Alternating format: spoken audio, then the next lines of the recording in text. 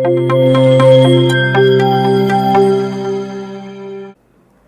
मित्रांनो, मी हर्षद कराड आज परत आपल्या सर्वांच्या सोबत आहे आणि आपल्या सर्वांच्या आपल्या यूट्यूब चॅनलमध्ये मनापासून स्वागत करतो.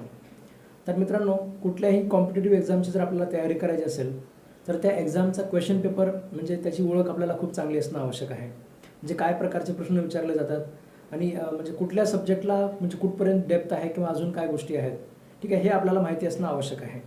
आता दरवेळेस जर आपण पाहतो की म्हणजे मागच्या वर्षीचा क्वेश्चन पेपरचं स्ट्रॅटेजी थोडंसं वेगळं असू शकतं आणि एखाद्या वर्षी समजा क्वेश्चन पेपर विचारण्याचा पॅटर्न खूप वेगळा असू शकतो, ठीक आहे. पण तरीसुद्धा आपण मागच्या 4-5 वर्षाचं जर समजा एकदा ॲनालिसिस जर आपण केलं, ठीक आहे, म्हणजे 2019चा समजा तुम्ही प्रिलिमचा क्वेश्चन पेपर पाहिला तर पूर्णपणे वेगळ्या धर्तीवर विचारलेला होता.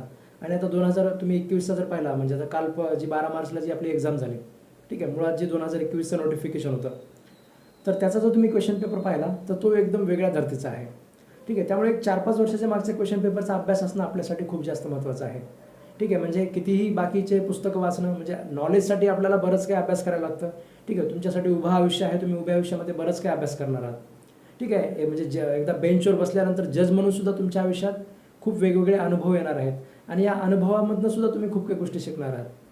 पण सध्याच्या लेवलला आपल्याला म्हणजे खूप काही शिकण्यापेक्षा एक्झाम कशा पद्धतीने क्रॅक करता येईल हे आपल्यासाठी जास्त महत्त्वाचं आहे. अगोदर जज व्हायचं आहे, त्यानंतर मग बाकीचं समजा सिव्हिल प्रोसिजर कोड, CRPC हे जे सगळे विषय आहेत ह्याच्यामध्ये मग तुम्हाला जेवढी मास्टरी मिळवायची आहे तेवढी तुम्ही त्याच्यामध्ये मिळवा. मग त्याच्या अगोदर आपल्याला जर एक्झाम आपल्याला क्रॅक करायची असेल कॉम्पिटिटिव्ह एक्झाम तर एक स्ट्रॅटेजीने आपल्याला त्याच्यामध्ये अभ्यास करायला लागतो आणि क्वेश्चन पेपर त्याला धरून आपल्याला अभ्यास करायला लागतो, ठीक आहे. तर ते क्वेश्चन पेपरचं ॲनालिसिस आपण म्हणजे करणं गरजेचं असतं. आपले जे आता हे जे व्हिडिओ असणार आहेत म्हणजे आपण आता हा पहिला व्हिडिओ बनवतो आहे, याच्यामध्ये आपण 2021चा नोटिफिकेशनचा जो क्वेश्चन पेपर आहे जो 12 मार्च 2022ला ज्याची एक्झाम झाली, ठीक आहे, याचा आपण ॲनालिसिस करणार आहोत प्रिलिमच्या क्वेश्चन पेपरचं, ठीक आहे. यानंतर आपण पुन्हा मागचा क्वेश्चन पेपर म्हणजे आपण असं थोडंसं 4-5 वर्षाचे मागचे क्वेश्चन पेपर आपण बघणार आहोत. तर मी तुम्हाला स्क्रीन शेअर करतो आणि त्याच्यामध्ये मग आपण क्वेश्चन काय विचारलेले आहेत ते बघून आपण त्याच्यामध्ये त्याचं डिस्कस करू, ठीक आहे. तर तुम्हाला हे स्क्रीनवर तुम्ही ह्याच्यामध्ये बघू शकता. म्हणजे आपला 2021चा जो पूर्व परीक्षेचा जो क्वेश्चन पेपर आहे ज्याची परीक्षा आपण 12 मार्च 2022ला MPSCने घेतलेली आहे, याला आपण आजच्या लेक्चरमध्ये आपण डिस्कस करणार आहोत. आता क्वेश्चन पेपर अनालिसिस मध्ये आपला पहिला पार्ट असतो किंवा कुठल्या विषयावर किती प्रश्न विचारलेले आहेत, ठीक आहे. याच्यामध्ये जर तुम्ही बघितलं तर असा मेजर ट्रेंड नाही आहे, ठीक आहे. म्हणजे आपला IPC असू द्या, एव्हिडन्स असू द्या, कॉन्स्टिट्यूशन असू द्या, ठीक आहे, महाराष्ट्र रेंट कंट्रोल असू द्या, म्हणजे जे सगळे विषय आहेत, ठीक आहे, सगळ्या विषयांवर साधारणतः 10-10 मार्काचा प्रश्न विचारण्याचा ट्रेंड आहे, ठीक आहे. तुम्हाला एखादा मार्क इकडे तिकडे जर तुम्ही बघितलं म्हणजे रेंटवर समजा 9 आहेत, ठीक आहे, समजा लिमिटेशनवर समजा म्हणजे 9 आहेत, अशा प्रकारे समजा तुम्ही 1-2 मार्काचे इकडे तिकडे बघितले तर जवळपास प्रत्येक विषयावर 10-10 मार्काला प्रश्न विचारलेले आहेत. कॉन्ट्रॅक्टचे जे 4 विषय त्यांच्यावर 20 मार्काला प्रश्न विचारले जातात. म्हणजे नेहमीचा जो आपला पॅटर्न फॉलो केला जातो हा याच्यामध्ये सुद्धा केलेला आहे, ठीक आहे. IPC 10, एव्हिडन्स 10, म्हणजे कॉन्स्टिट्यूशन 10 अशा प्रकारचे प्रश्न विचारलेले आहेत. पण काही मेजर चेंजेस तुम्हाला या क्वेश्चन पेपरमध्ये असे दिसतील, जसं कॉन्स्टिट्यूशनवर समजा केस लॉज वगैरे दरवेळेस ते विचारतात काही, म्हणजे जे लँडमार्क केस लॉज आहेत, केस लॉज सुद्धा म्हणजे असं खूप काही वेगळं समजा असं आणून विचारत नाहीत. जो खूपच लँडमार्क आहे अशा प्रकारचा फक्त केस लॉ विचारला जातो. तर त्या प्रकारचे समजा तुम्हाला केस लॉ त्यांनी विचारलेले नाहीये त्यावेळेस. आणि अजून एक महत्वाचा बदल म्हणजे सेक्शन नंबर खूप जास्त प्रश्न आहेत, ठीक आहे. सेक्शन नंबरवर प्रश्न विचारण्याची पद्धती मुळात नॉर्थची आहे, म्हणजे MP ची ज्युडिशरी असू द्या, UP ची ज्युडिशरी असू द्या किंवा उत्तराखंड ज्युडिशरी असू द्या, ठीक आहे. या प्रकारच्या ज्युडिशरीमध्ये म्हणजे सेक्शन नंबरवर वगैरे जास्त प्रश्न विचारले जातात, ठीक आहे. तर तशा प्रकारचा पॅटर्न कुठेतरी याच्यामध्ये फॉलो केला गेलेला आहे, ठीक आहे. म्हणजे बरेच प्रश्न असे वाटतात की कुठेतरी समजा म्हणजे युनिव्हर्सलचं जे पुस्तक आहे आपलं, ठीक आहे, युनिव्हर्सल पब्लिकेशनचं जे पुस्तक आहे त्याच्यातनं सरळ सरळ त्याच्यामध्ये उचललेले आहेत, ठीक आहे. आपल्या जी आपली टेस्ट सिरीज जी आपण घेतली होती म्हणजे प्रिलिमच्या एक्झामसाठी, ठीक आहे, त्याच्यामध्ये सुद्धा मी जे प्रश्न विचारलेले होते ते म्हणजे मी काही प्रश्न डबल विचारलेले होते, ठीक आहे. जसं सेट असाइडचं आहे 60 डेजचं वगैरे, ठीक आहे. म्हणजे ज्यावेळेस सिव्हिल प्रोसिजर कोडवर 100 MCQ ची टेस्ट घेतली त्याच्यामध्ये सुद्धा विचारला होता आणि ज्यावेळेस कॉम्प्रिहेन्सिव्ह टेस्ट घेतल्या त्याच्यामध्ये सुद्धा विचारलेला होता. त्यामुळे म्हणजे बरेच प्रश्न असे आहेत जे म्हणजे स्वतः जास्त असे कष्ट म्हणजे बनवलेले प्रश्न नाही आहेत, ठीक आहे. कुठेतरी पुस्तकात असतील किंवा कुठेतरी समजा अशा म्हणजे नॉर्थच्या ज्युडिशरीमधनं वगैरे प्रश्न घेतल्यासारखे प्रश्न विचारलेले आहेत, ठीक आहे. तर सेक्शन नंबरवर विचारण्याचं एक म्हणजे एवढं जास्त भर आपल्या महाराष्ट्र ज्युडिशरीच्या अगोदर कधी जास्त दिलेला नव्हता, ठीक आहे. म्हणजे रिसेंटचे जे आपले मागचे 4-5 वर्षाचे पेपर आहेत याच्यामध्ये तरी सेक्शन नंबरवर एवढे जास्त प्रश्न विचारले जात नव्हते, पण आता तेही आपल्याला खूप चांगल्या पद्धतीने करावं लागणार आहे, ठीक आहे. म्हणजे कुठल्याही पद्धतीने जर समजा पेपर काढला तर आपल्याला त्या पद्धतीने प्रिपेअर असायला पाहिजे. मुळात ह्याच्यात अजून एक गोष्ट आहे, जरी त्यांनी सेक्शन नंबर विचारले असतील तर एक सीआरपीसीचा एक दोन जर सेक्शन जर सोडले समजा, सीआरपीसीचा सर्च वॉरंटचा वगैरे जर सोडला, तर बाकी सगळे सगळे सेक्शन नंबर जे असे आहेत जे खूप प्रचलित आहेत, ठीक आहे, म्हणजे कोर्टामध्ये समजा चर्चेमध्ये असतात किंवा अशा प्रकारचे समजा त्यांनी प्रश्न विचारलेले आहेत, ठीक आहे. त्यामुळे सेक्शन नंबर विचारले म्हणजे खूप काळजी करण्यासारखं वगैरे असं काही कारण नाहीये, ठीक आहे. म्हणजे इव्हन त्यांनी रूल सुद्धा विचारलेला आहे समजा, ठीक आहे, रूल वगैरे जो आहे सिव्हिल प्रोसिजर कोडचा तो सुद्धा विचारलेला आहे. मग आता बऱ्याच वेळेस आपल्या मनामध्ये प्रश्न सुद्धा पडू शकतो किंवा रूल विचारलेत म्हणजे काय सगळेचे सगळे रूल, आता 700 प्लस रूल्स आहेत, ठीक आहे. सिव्हिल प्रोसिजर कोडमध्ये 750 पेक्षा सुद्धा जास्त रूल्स आहेत, म्हणजे एवढे जास्त रूल्स त्याच्यामध्ये आपण काय सगळे वाचायचे असतात का, ठीक आहे. तर तेही तसंही त्याच्यामध्ये हे नाहीये, ठीक आहे. जे स्पेसिफिक रूल्स म्हणजे जे प्रचलित असतात, समजा सबस्टिट्यूटेड सर्व्हिसेसचा रूल आहे, ठीक आहे, म्हणजे जे आपण नोट्समध्ये वगैरे सुद्धा किंवा जे आपण अभ्यासामध्ये सुद्धा जे आपण वाचत असतो, ठीक आहे, तर तेच त्याच्यामध्ये रूल्स विचारलेले आहेत, खूप काही असं वेगळं सुद्धा घरून त्याच्यामध्ये विचारलेलं नाहीये. तर आपण ते थोडंसं क्वेश्चन पेपरचं अनालिसिस बघूया, म्हणजे कशा प्रकारचे प्रश्न विचारले. तुम्हाला स्क्रीनवर क्वेश्चन पेपर दिसेल. आता सुरुवातीला समजा हा प्रश्न म्हणजे महाराष्ट्र रेंट कंट्रोल ऍक्टचा समजा प्रश्न विचारलेला आहे, ठीक आहे.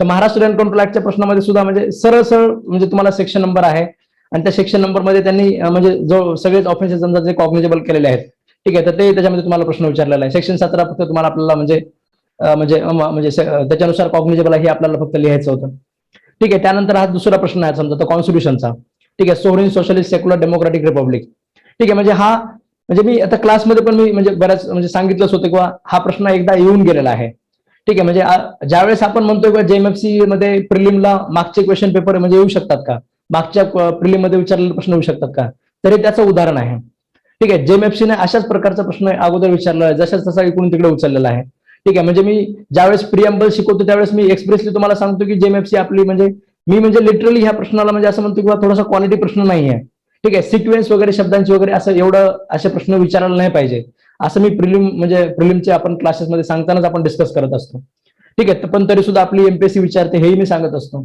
तर ते त्या प्रकारचा सिक्वेन्सवर प्रश्न विचारलेला आहे, ठीक आहे. म्हणजे हा प्रश्न जशाच तसा कॉपी केलेला आहे, त्याच्या अगोदर सुद्धा हा प्रश्न परीक्षेला जेएमएफसीच्या प्रिलिमला येऊन गेलेला आहे, ठीक आहे. म्हणजे त्यामुळे आपल्याला हे सुद्धा लक्षात येतं की मागचे क्वेश्चन पेपर सुद्धा अभ्यास करणं महत्वाचं असतं, ठीक आहे, कारण त्याच्यावर सुद्धा आपल्याला हे प्रश्न विचारले जातात.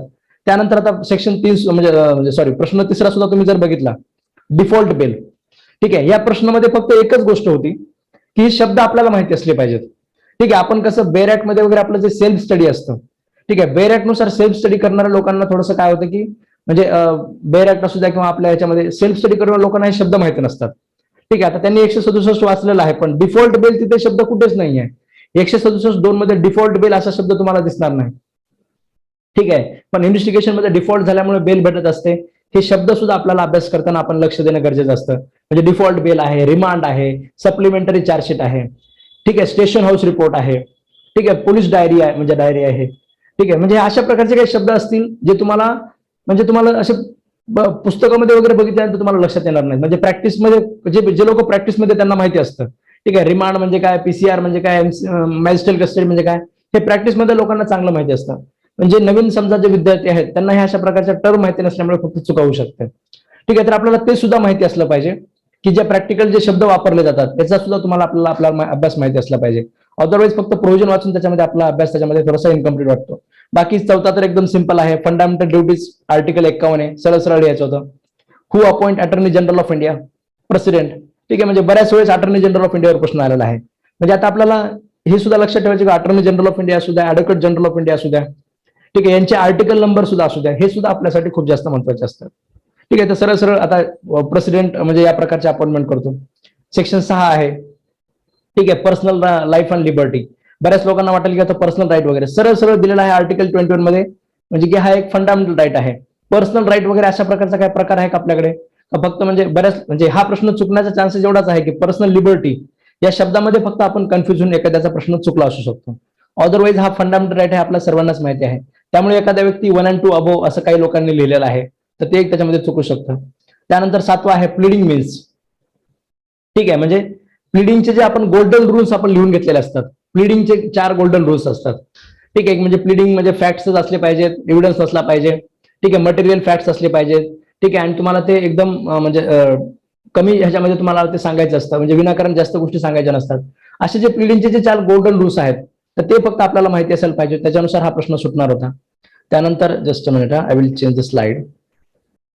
त्यानंतर आता हा 8वा जो प्रश्न तुम्हाला दिसतोय, ठीक आहे. म्हणजे in which transfer right to enjoy properties transfer, म्हणजे म्हणजे मी नेहमीच जे सांगत असतो की म्हणजे ट्रान्सफर म्हणजे प्रॉपर्टी हे म्हणजे बंडल ऑफ इंटरेस्ट असतात.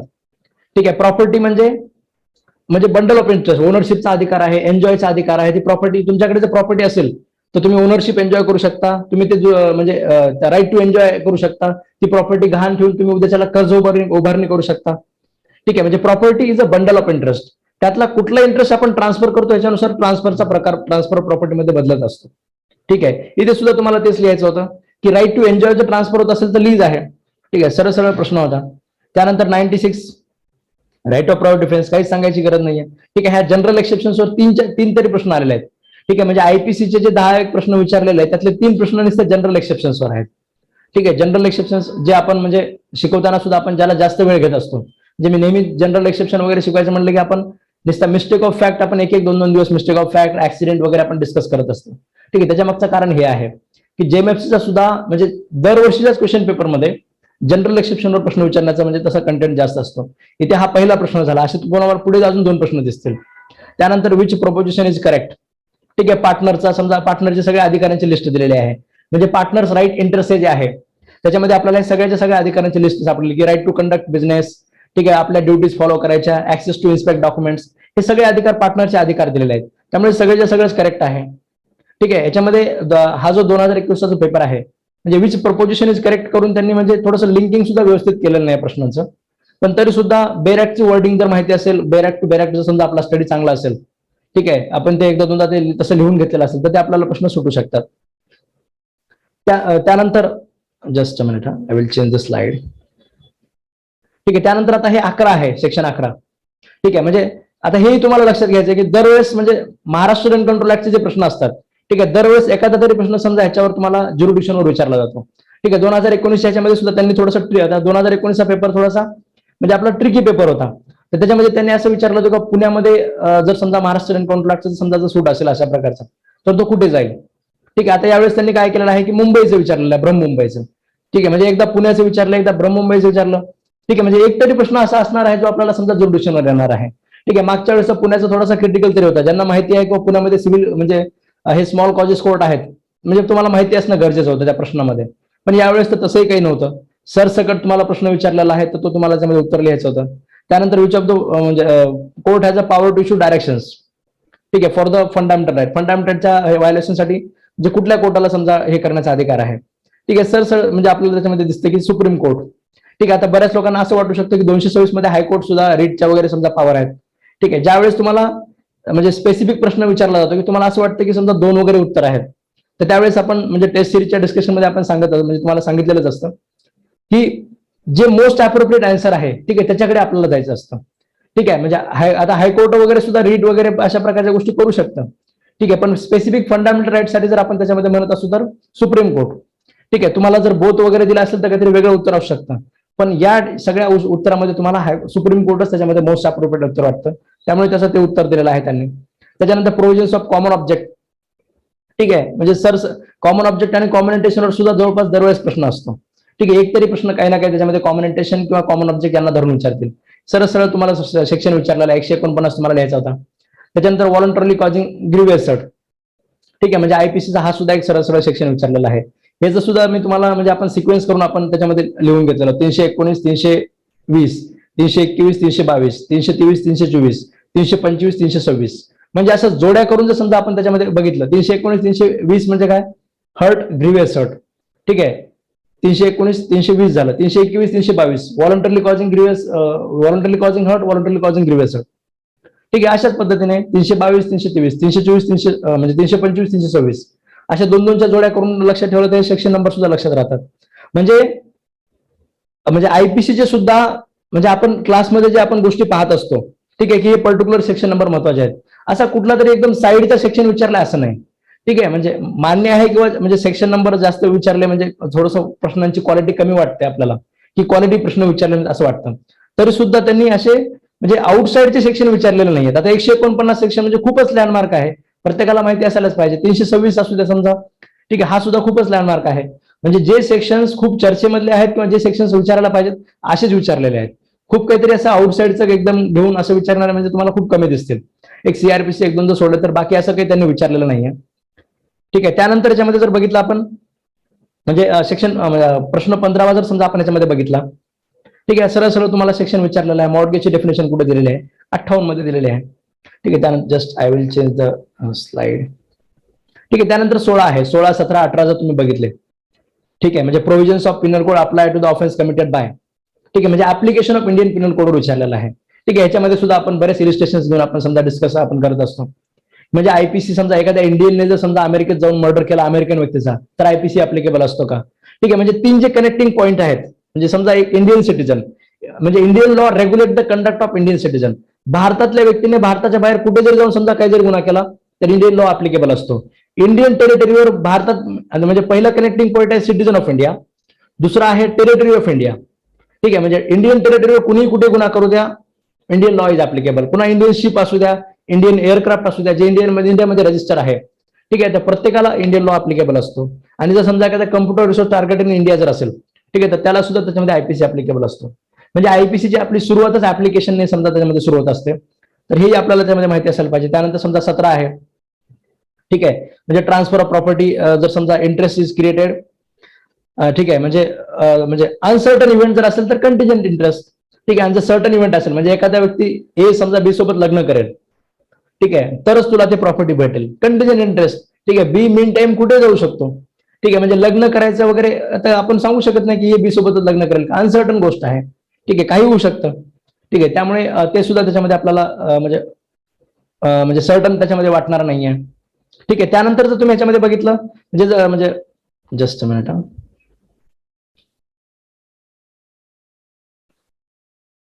ठीक आहे, बरोबर आहे.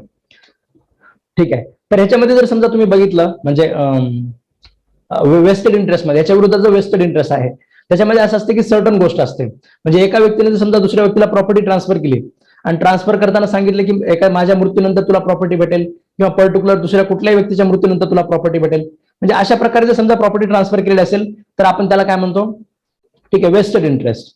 पण जर एखाद्या व्यक्तीला प्रॉपर्टी भेटली आणि हे जर समजा एखाद्या अनसर्टन गोष्टीवर डिपेंड असेल, ती गोष्ट होईल किंवा नाही होईल, तर अशा वेळेस तो कंटिजेंट इंटरेस्ट असतो.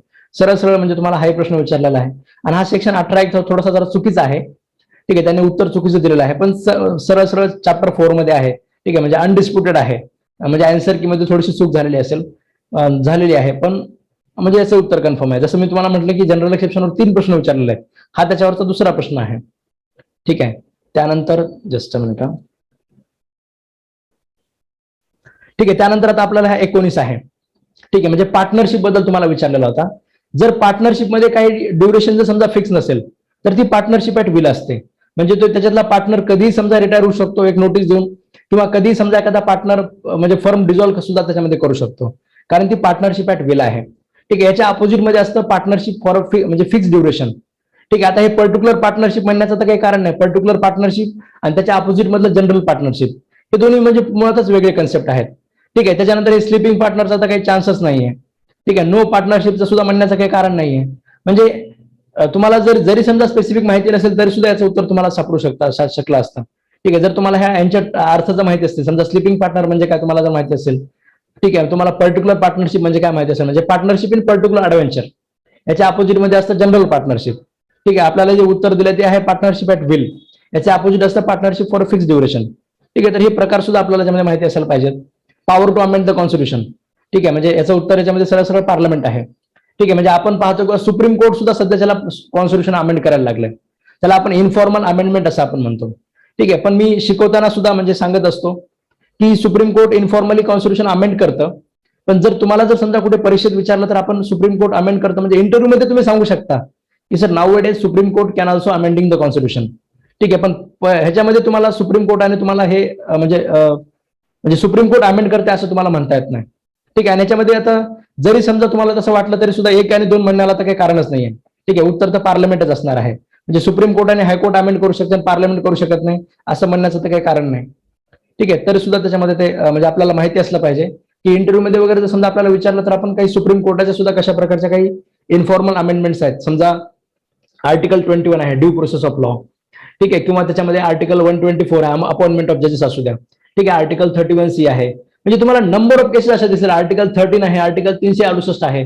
ठीक आहे. Number of provisions in the constitution you can see that they are not as like which are they are represent which are there which we can see in the constitution.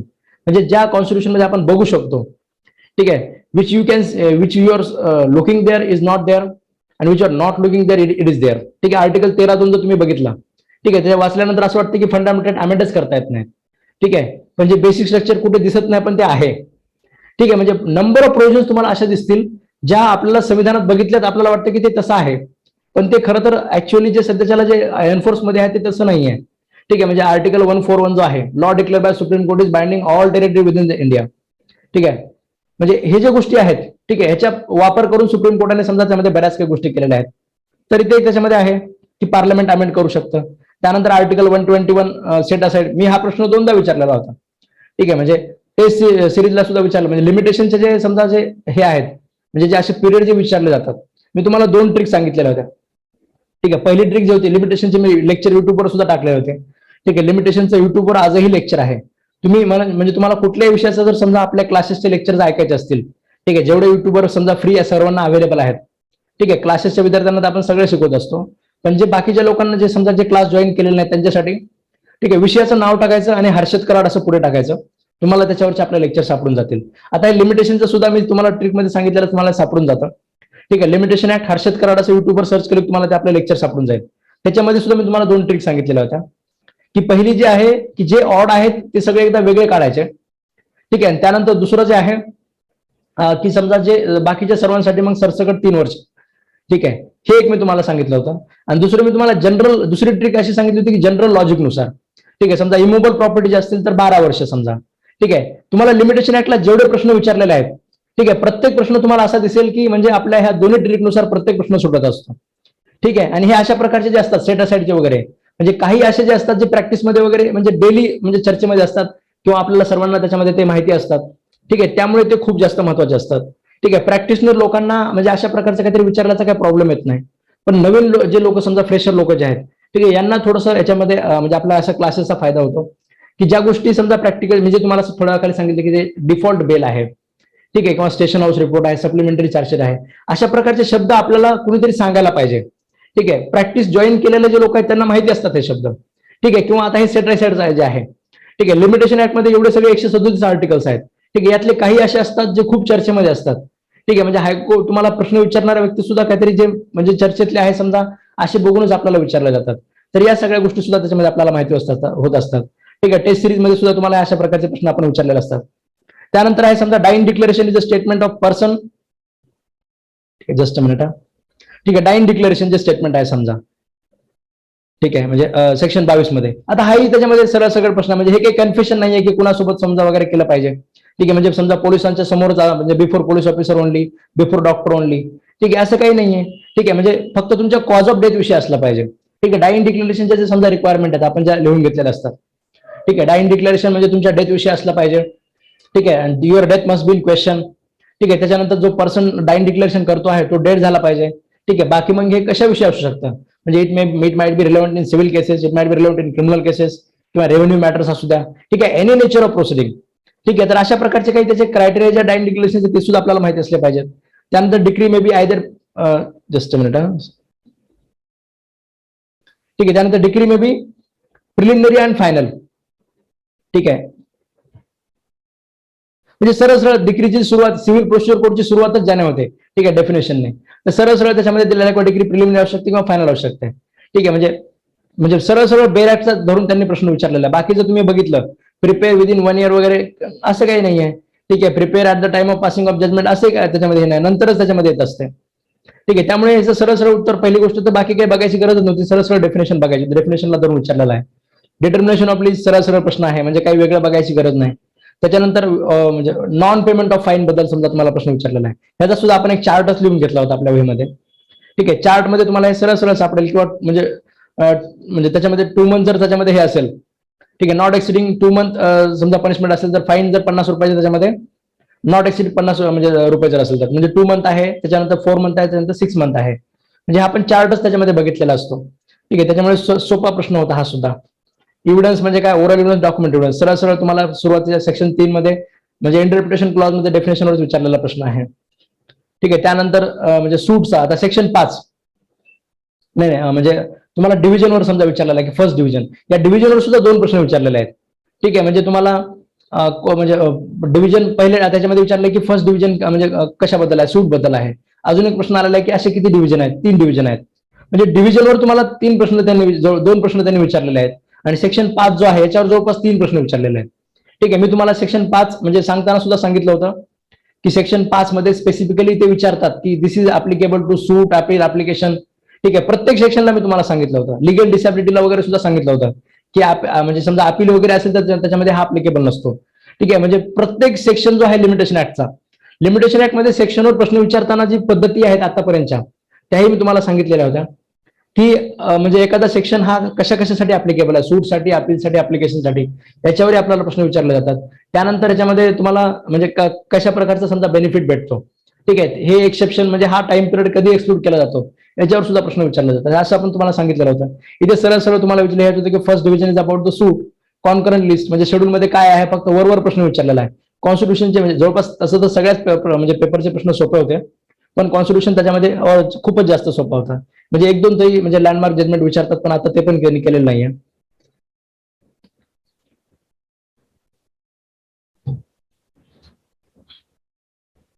Just a minute. ठीक आहे. बदलायचं राहिलं. ठीक आहे. तरी first division झालं, त्याच्यानंतर concurrent list झालं. ठीक आहे. त्यानंतर आता हे अमेंडमेंट, ठीक आहे, म्हणजे अमेंडमेंट 2018ची जी अमेंडमेंट आहे स्पेसिफिक रिलीफ ऍक्टची. ठीक आहे. स्पेसिफिक रिलीफ ऍक्टच्या 2018च्या अमेंडमेंटने जो इक्विटीचा जो बेस होता तो पूर्णपणे काढून टाकलेला आहे. म्हणजे अगोदर जे होतं किंवा डिस्क्रिप्शन. ठीक आहे. म्हणजे कोर्ट जनरली काय करायचं, अगोदर असं होतं की ऍज अ जनरल रूल कोर्टाने स्पेसिफिक म्हणजे मॅटर आपलं कॉम्पन्सेशन वगैरे देऊन सोडवायचं आणि स्पेसिफिक परफॉर्मन्स एक्सेप्शन मध्ये दिला जायचा. ठीक आहे. आता जे आहे त्याच्यामध्ये कोर्टाने हे म्हणजे हे करून टाकलेलं, म्हणजे कायद्यामध्ये आपण याला थोडंसं जास्त एन्फोर्सेबिलिटी दिलेली आहे. म्हणजे व्हायला काय लागले किंवा लोक कॉन्ट्रॅक्टला सिरियसच घ्यायला नाही लागले. ठीक आहे. आणि आपलं गव्हर्नमेंट जे आपलं इज ऑफ डुईंग बिझनेसवर जे फोकस करत आहे, ठीक आहे, त्यानुसार कॉन्ट्रॅक्टला जास्त किंमत असणं आवश्यक होतं. आणि त्यानुसार आपण काय केलेलं आहे की कॉन्ट्रॅक्टला जास्त किंमत देण्यासाठी स्पेसिफिक परफॉर्मन्सची जी 2018ची अमेंडमेंट आहे, ठीक आहे, अमेंडमेंटनुसार now court shall enforce the specific performance unless the म्हणजे case comes under the exception. ठीक आहे. जर एक्सेप्शन मध्ये असेल 14 असू द्या, 16 असू द्या किंवा 11(2) मधलं जे एक्सेप्शन आहे, त्या एक्सेप्शन मध्ये जर बसत असेल तरच तुम्हाला स्पेसिफिक परफॉर्मन्स भेटणार नाही. Otherwise generally court shall enforce the specific performance. ठीक आहे. पार्ट कॉन्ट्रॅक्ट मध्ये फक्त अगोदरचा रूल मेंटेन केलेला आहे की पार्ट परफॉर्मन्स मध्ये कोर्ट असं सारखं सरसकट स्पेसिफिक परफॉर्मन्स देणार नाही. ठीक आहे. अदरवाईज तुम्हाला स्पेसिफिक परफॉर्मन्स सुद्धा एकदम सरळ आहे. म्हणजे 2018 नुसार आता ग्रँट ऑफ स्पेसिफिक परफॉर्मन्स जे आहे त्याच्यामध्ये जनरल रूल झालेला आहे आणि नॉन ग्रँटिंग इज अन एक्सेप्शन, त्यामुळे याचं सेकंड त्याच्यामध्ये उत्तर होतं. आता रेंट रिकव्हर सरळ सरळ म्हणजे सेक्शन आहे, सरळ सरळ सेक्शन मध्ये दिलेला आहे ब्रिटिश कॅलेंडर. ठीक आहे. त्याच्यानंतर ज्युडिशियल मॅजिस्ट्रेट जे आहे, जस्ट अ मिनिट हा, ठीक आहे, ज्युडिशियल मॅजिस्ट्रेट जे आहे समजा त्याच्यामध्ये आता म्हणजे सरळ सरळ तुम्हाला त्याच्यामध्ये सेक्शन 44 वर तुम्हाला प्रश्न विचारलेला आहे की committed in presence of magistrate आणि त्याच्या लोकल ज्युरिडिक्शन मध्ये असलं पाहिजे. ठीक आहे. तरच तुम्ही त्याला काय करू शकता, म्हणजे तुम्ही त्याला डायरेक्ट अरेस्ट करू शकता. मग तो ऑफेन्स म्हणजे कशा प्रकारचा ऑफेन्स असू द्या. ठीक आहे. म्हणजे हेही 44च्या सरळ सरळ वर्डिंगवर विचारलेला प्रश्न होता. त्यानंतर provisions of arrest and detention section number आहे सरळ सरळ. त्यानंतर सेक्शन 29 जो आहे म्हणजे सेक्शन जस्ट अ मिनिट,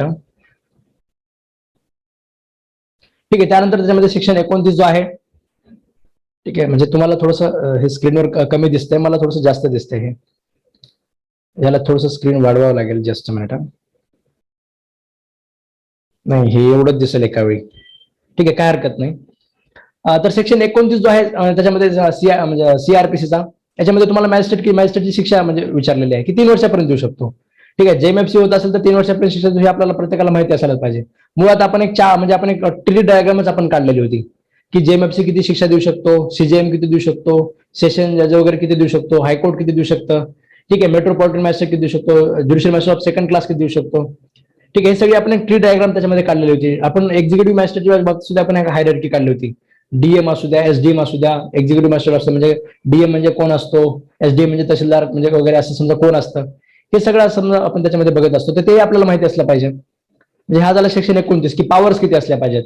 त्यानंतर म्हणजे ऍब्सकॉन्डिंग म्हणजे अटॅचमेंट ऑफ प्रॉपर्टी तुम्हाला विचारलं. सरळ सरळ याच्यामध्ये सेक्शन आहे 83 मध्ये तुम्हाला म्हणजे बघायचं होतं, ते 83 तुम्हाला लिहायचा होता.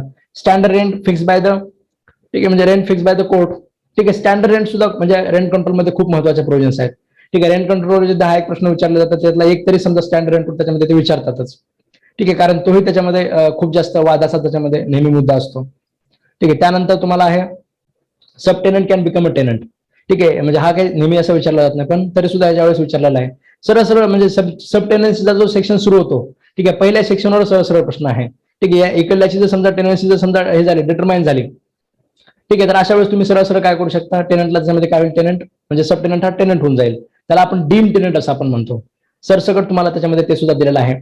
त्यानंतर substitute performance of contract is given bye.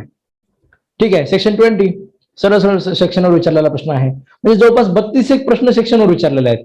ठीक आहे. 32 एक प्रश्नामध्ये असा सेक्शन नंबरचाच फक्त उल्लेख आहे. ठीक आहे. त्यामुळे आपल्याला ते सुद्धा म्हणजे लक्षात असणं आवश्यक आहे. आणि ह्याच्यामध्ये लक्षात ठेवत असताना सुद्धा आपल्याला हेही कळायला पाहिजे. ठीक आहे. म्हणजे मी जे तुम्हाला म्हणत असतो किंवा म्हणजे क्लासमध्ये आपण कसं करतो, समजा एवढे सगळे सेक्शन्स आहेत, सिव्हिल प्रोसिजर कोड आहे समजा, ठीक आहे, 750 प्लस रूल्स आहेत. ठीक आहे. इथे तुम्हाला एक प्रश्न आहे पुढे म्हणजे आल्यानंतर आपण बघूया. ठीक आहे. तर जे महत्वाचे सेक्शन नंबर आहेत ते आपल्याला माहिती असले पाहिजेत. त्यानंतर समजा सीआरपीसी आहे, पोलीस ऑफिसर देत असतो. इकडे सिव्हिलमध्ये वगैरे कसं आहे की म्हणजे पर्सनली वगैरे सुद्धा समजा गेल्या जाऊ शकतात, पण क्रिमिनलमध्ये पोलीस ऑफिसर जाऊन देत असतो. ठीक आहे. त्याच्यानंतर कंटिन्युएशन ऑफ डिले सेक्शन 5. मी जे तुम्हाला म्हटलं की सेक्शन 5 वरच 3 प्रश्न विचारलेले आहेत. हा त्याच्यामध्ये दुसरा प्रश्न झाला. ठीक आहे. त्याच्यानंतर हा जो आहे खाली हो का याच्यामध्ये जस्ट मिनिट, हा जो तुम्हाला जो याला वर ठेवतो थोडस, 40वा जो प्रश्न आहे म्हणजे ऑर्डर 5 रूल 20. ठीक आहे. आता आहे महत्वाचा सबस्टिट्यूटेड रूल्स, म्हणजे आपल्या नोट्समध्ये आपण हा लिहून घेत असतो. ठीक आहे. 750 प्लस रूल्स आहेत. ठीक आहे. म्हणजे आपल्याला आपण 750 प्लस सगळे रूल्स बघत बसणार का? ठीक आहे. Not necessary. ठीक आहे. सिव्हिल प्रोसिजर कोडचे सुद्धा काही महत्वाच्याच गोष्टी असतात, काही महत्वाचे रूल्स असतात. त्या ऑर्डर आणि रूल्स आपल्याला त्यामध्ये माहिती असल्या पाहिजेत. ठीक आहे. म्हणजे आता हे 20 आहे, त्याच्यानंतर अमेंडमेंटच्या बाबतीत 17 आहे. ठीक आहे. म्हणजे रूल म्हणजे 9 वगैरे समजा ऑर्डर फर्स्ट मध्ये सुद्धा जे काही म्हणजे ऑर्डर फर्स्ट आहे समजा, ऑर्डर फर्स्ट मध्ये मी तुम्हाला 4 रूल सांगितलेले होते, म्हणजे आपण ते बघत असतो किंवा हे एवढे सगळे महत्वाचे आहेत. ठीक आहे. तर हे सुद्धा आपल्याला त्याच्यामध्ये कळणं महत्वाचं आहे. ठीक आहे. म्हणजे जे सेल्फ स्टडी करतात, ठीक आहे, तर त्यांना ह्या सगळ्या गोष्टी सुद्धा लक्षात येणं महत्वाचं आहे की नेमकं कोणतं महत्वाचं आहे हे आपल्याला कळणं त्याच्यामध्ये महत्वाचं आहे. सरसकट सिव्हिल प्रोसिजर कोड जर वाचायचं म्हटलं तर तो एक समुद्र आहे. ठीक आहे. सिव्हिल प्रोसिजर कोड हा म्हणजे समुद्रामध्ये जर तुम्ही म्हणजे पोहत बसले, ठीक आहे, तर त्याच्यामध्ये आपल्या रिझल्टची आपल्याला त्यामध्ये काळजी करायला लागते. ठीक आहे. म्हणजे मी जे तुम्हाला नेहमी सांगत असतो की आपल्याला म्हणजे तुम्हाला काल परवाच मी जो व्हिडिओ बनवला होता त्याच्यामध्ये मी सांगितलं होतं किंवा जज झाल्यानंतर आपल्याला बरंच काही आपल्याला करायचं आहे, किंवा मला वाटतं या व्हिडिओच्या सुरुवातीला आपण बघितलेलं होतं. ठीक आहे. म्हणजे मी काल परवा याचं इंट्रोडक्शन बनवलं होतं या व्हिडिओसाठीचं. त्याच्यामध्ये मी तुम्हाला सांगितलेलं आहे की जज झाल्यानंतर आपल्याला आयुष्यभरात बरेच अनुभव येणार आहेत, आपण बरंच काही शिकणार आहोत, पण परीक्षेसाठी आपल्याला थोडंसं स्पेसिफिक आपल्याला अभ्यास करणं गरजेचं असतं. तर हे एक त्याच्यामध्ये झालं. ठीक आहे. त्यानंतर मी स्लाइड चेंज करतो. डॉक्युमेंट. ठीक आहे. Letter, figures, marks, all of the above, म्हणजे सरळ सरळ डेफिनेशन आहे. ठीक आहे. एव्हिडन्स ऍक्ट मध्ये पण म्हणजे 3ऱ्या सेक्शन मध्ये इंटरप्रिटेशन क्लॉज मध्ये आहे, आणि इकडे पण आपल्या आयपीसी मध्ये पण 29 मध्ये आहे. तर सरळ सरळ प्रश्न होता. त्यानंतर हा एक प्रश्न थोडासा बऱ्याच लोकांना कन्फ्युजिंग वाटला, बऱ्याच लोकांनी मला मेसेज पण टाकला, म्हणजे सर हे थोडंसं फ्रॉडलंट वॉर्डेबल सुद्धा ट्रान्सफर असतं आणि फ्रॉडलंट सुद्धा आहे. ठीक आहे. 42 ची वर्डिंगच आहे फ्रॉडलंट ट्रान्सफर, म्हणजे आपल्या सेक्शनची जी वर्डिंग आहे तुमच्या, ठीक आहे, म्हणजे 53 तर त्याची वर्डिंगच तुम्हाला त्यामध्ये दिलेलं आहे किंवा फ्रॉडलंट ट्रान्सफर आहे. ठीक आहे. त्यामुळे याचं उत्तर फ्रॉडलंट ट्रान्सफर असं होतं. म्हणजे फ्रॉडलंट ट्रान्सफर सोडून वॉर्डेबल ट्रान्सफर लिहायला काही चान्स नव्हता. ठीक आहे. जसं मी तुम्हाला सांगत असतो की असे काही प्रश्न असतात, ठीक आहे, ज्याच्यामध्ये आपल्याला असं विचार करायला लागतं की म्हणजे मोस्ट प्रोबेबल आन्सर कोणता आहे. तर मोस्ट प्रोबेबल आन्सर म्हटलं तर फ्रॉडलंट ट्रान्सफर असंच होतं. व्हॅलिड ट्रान्सफरचा तर काही प्रश्नच नव्हता.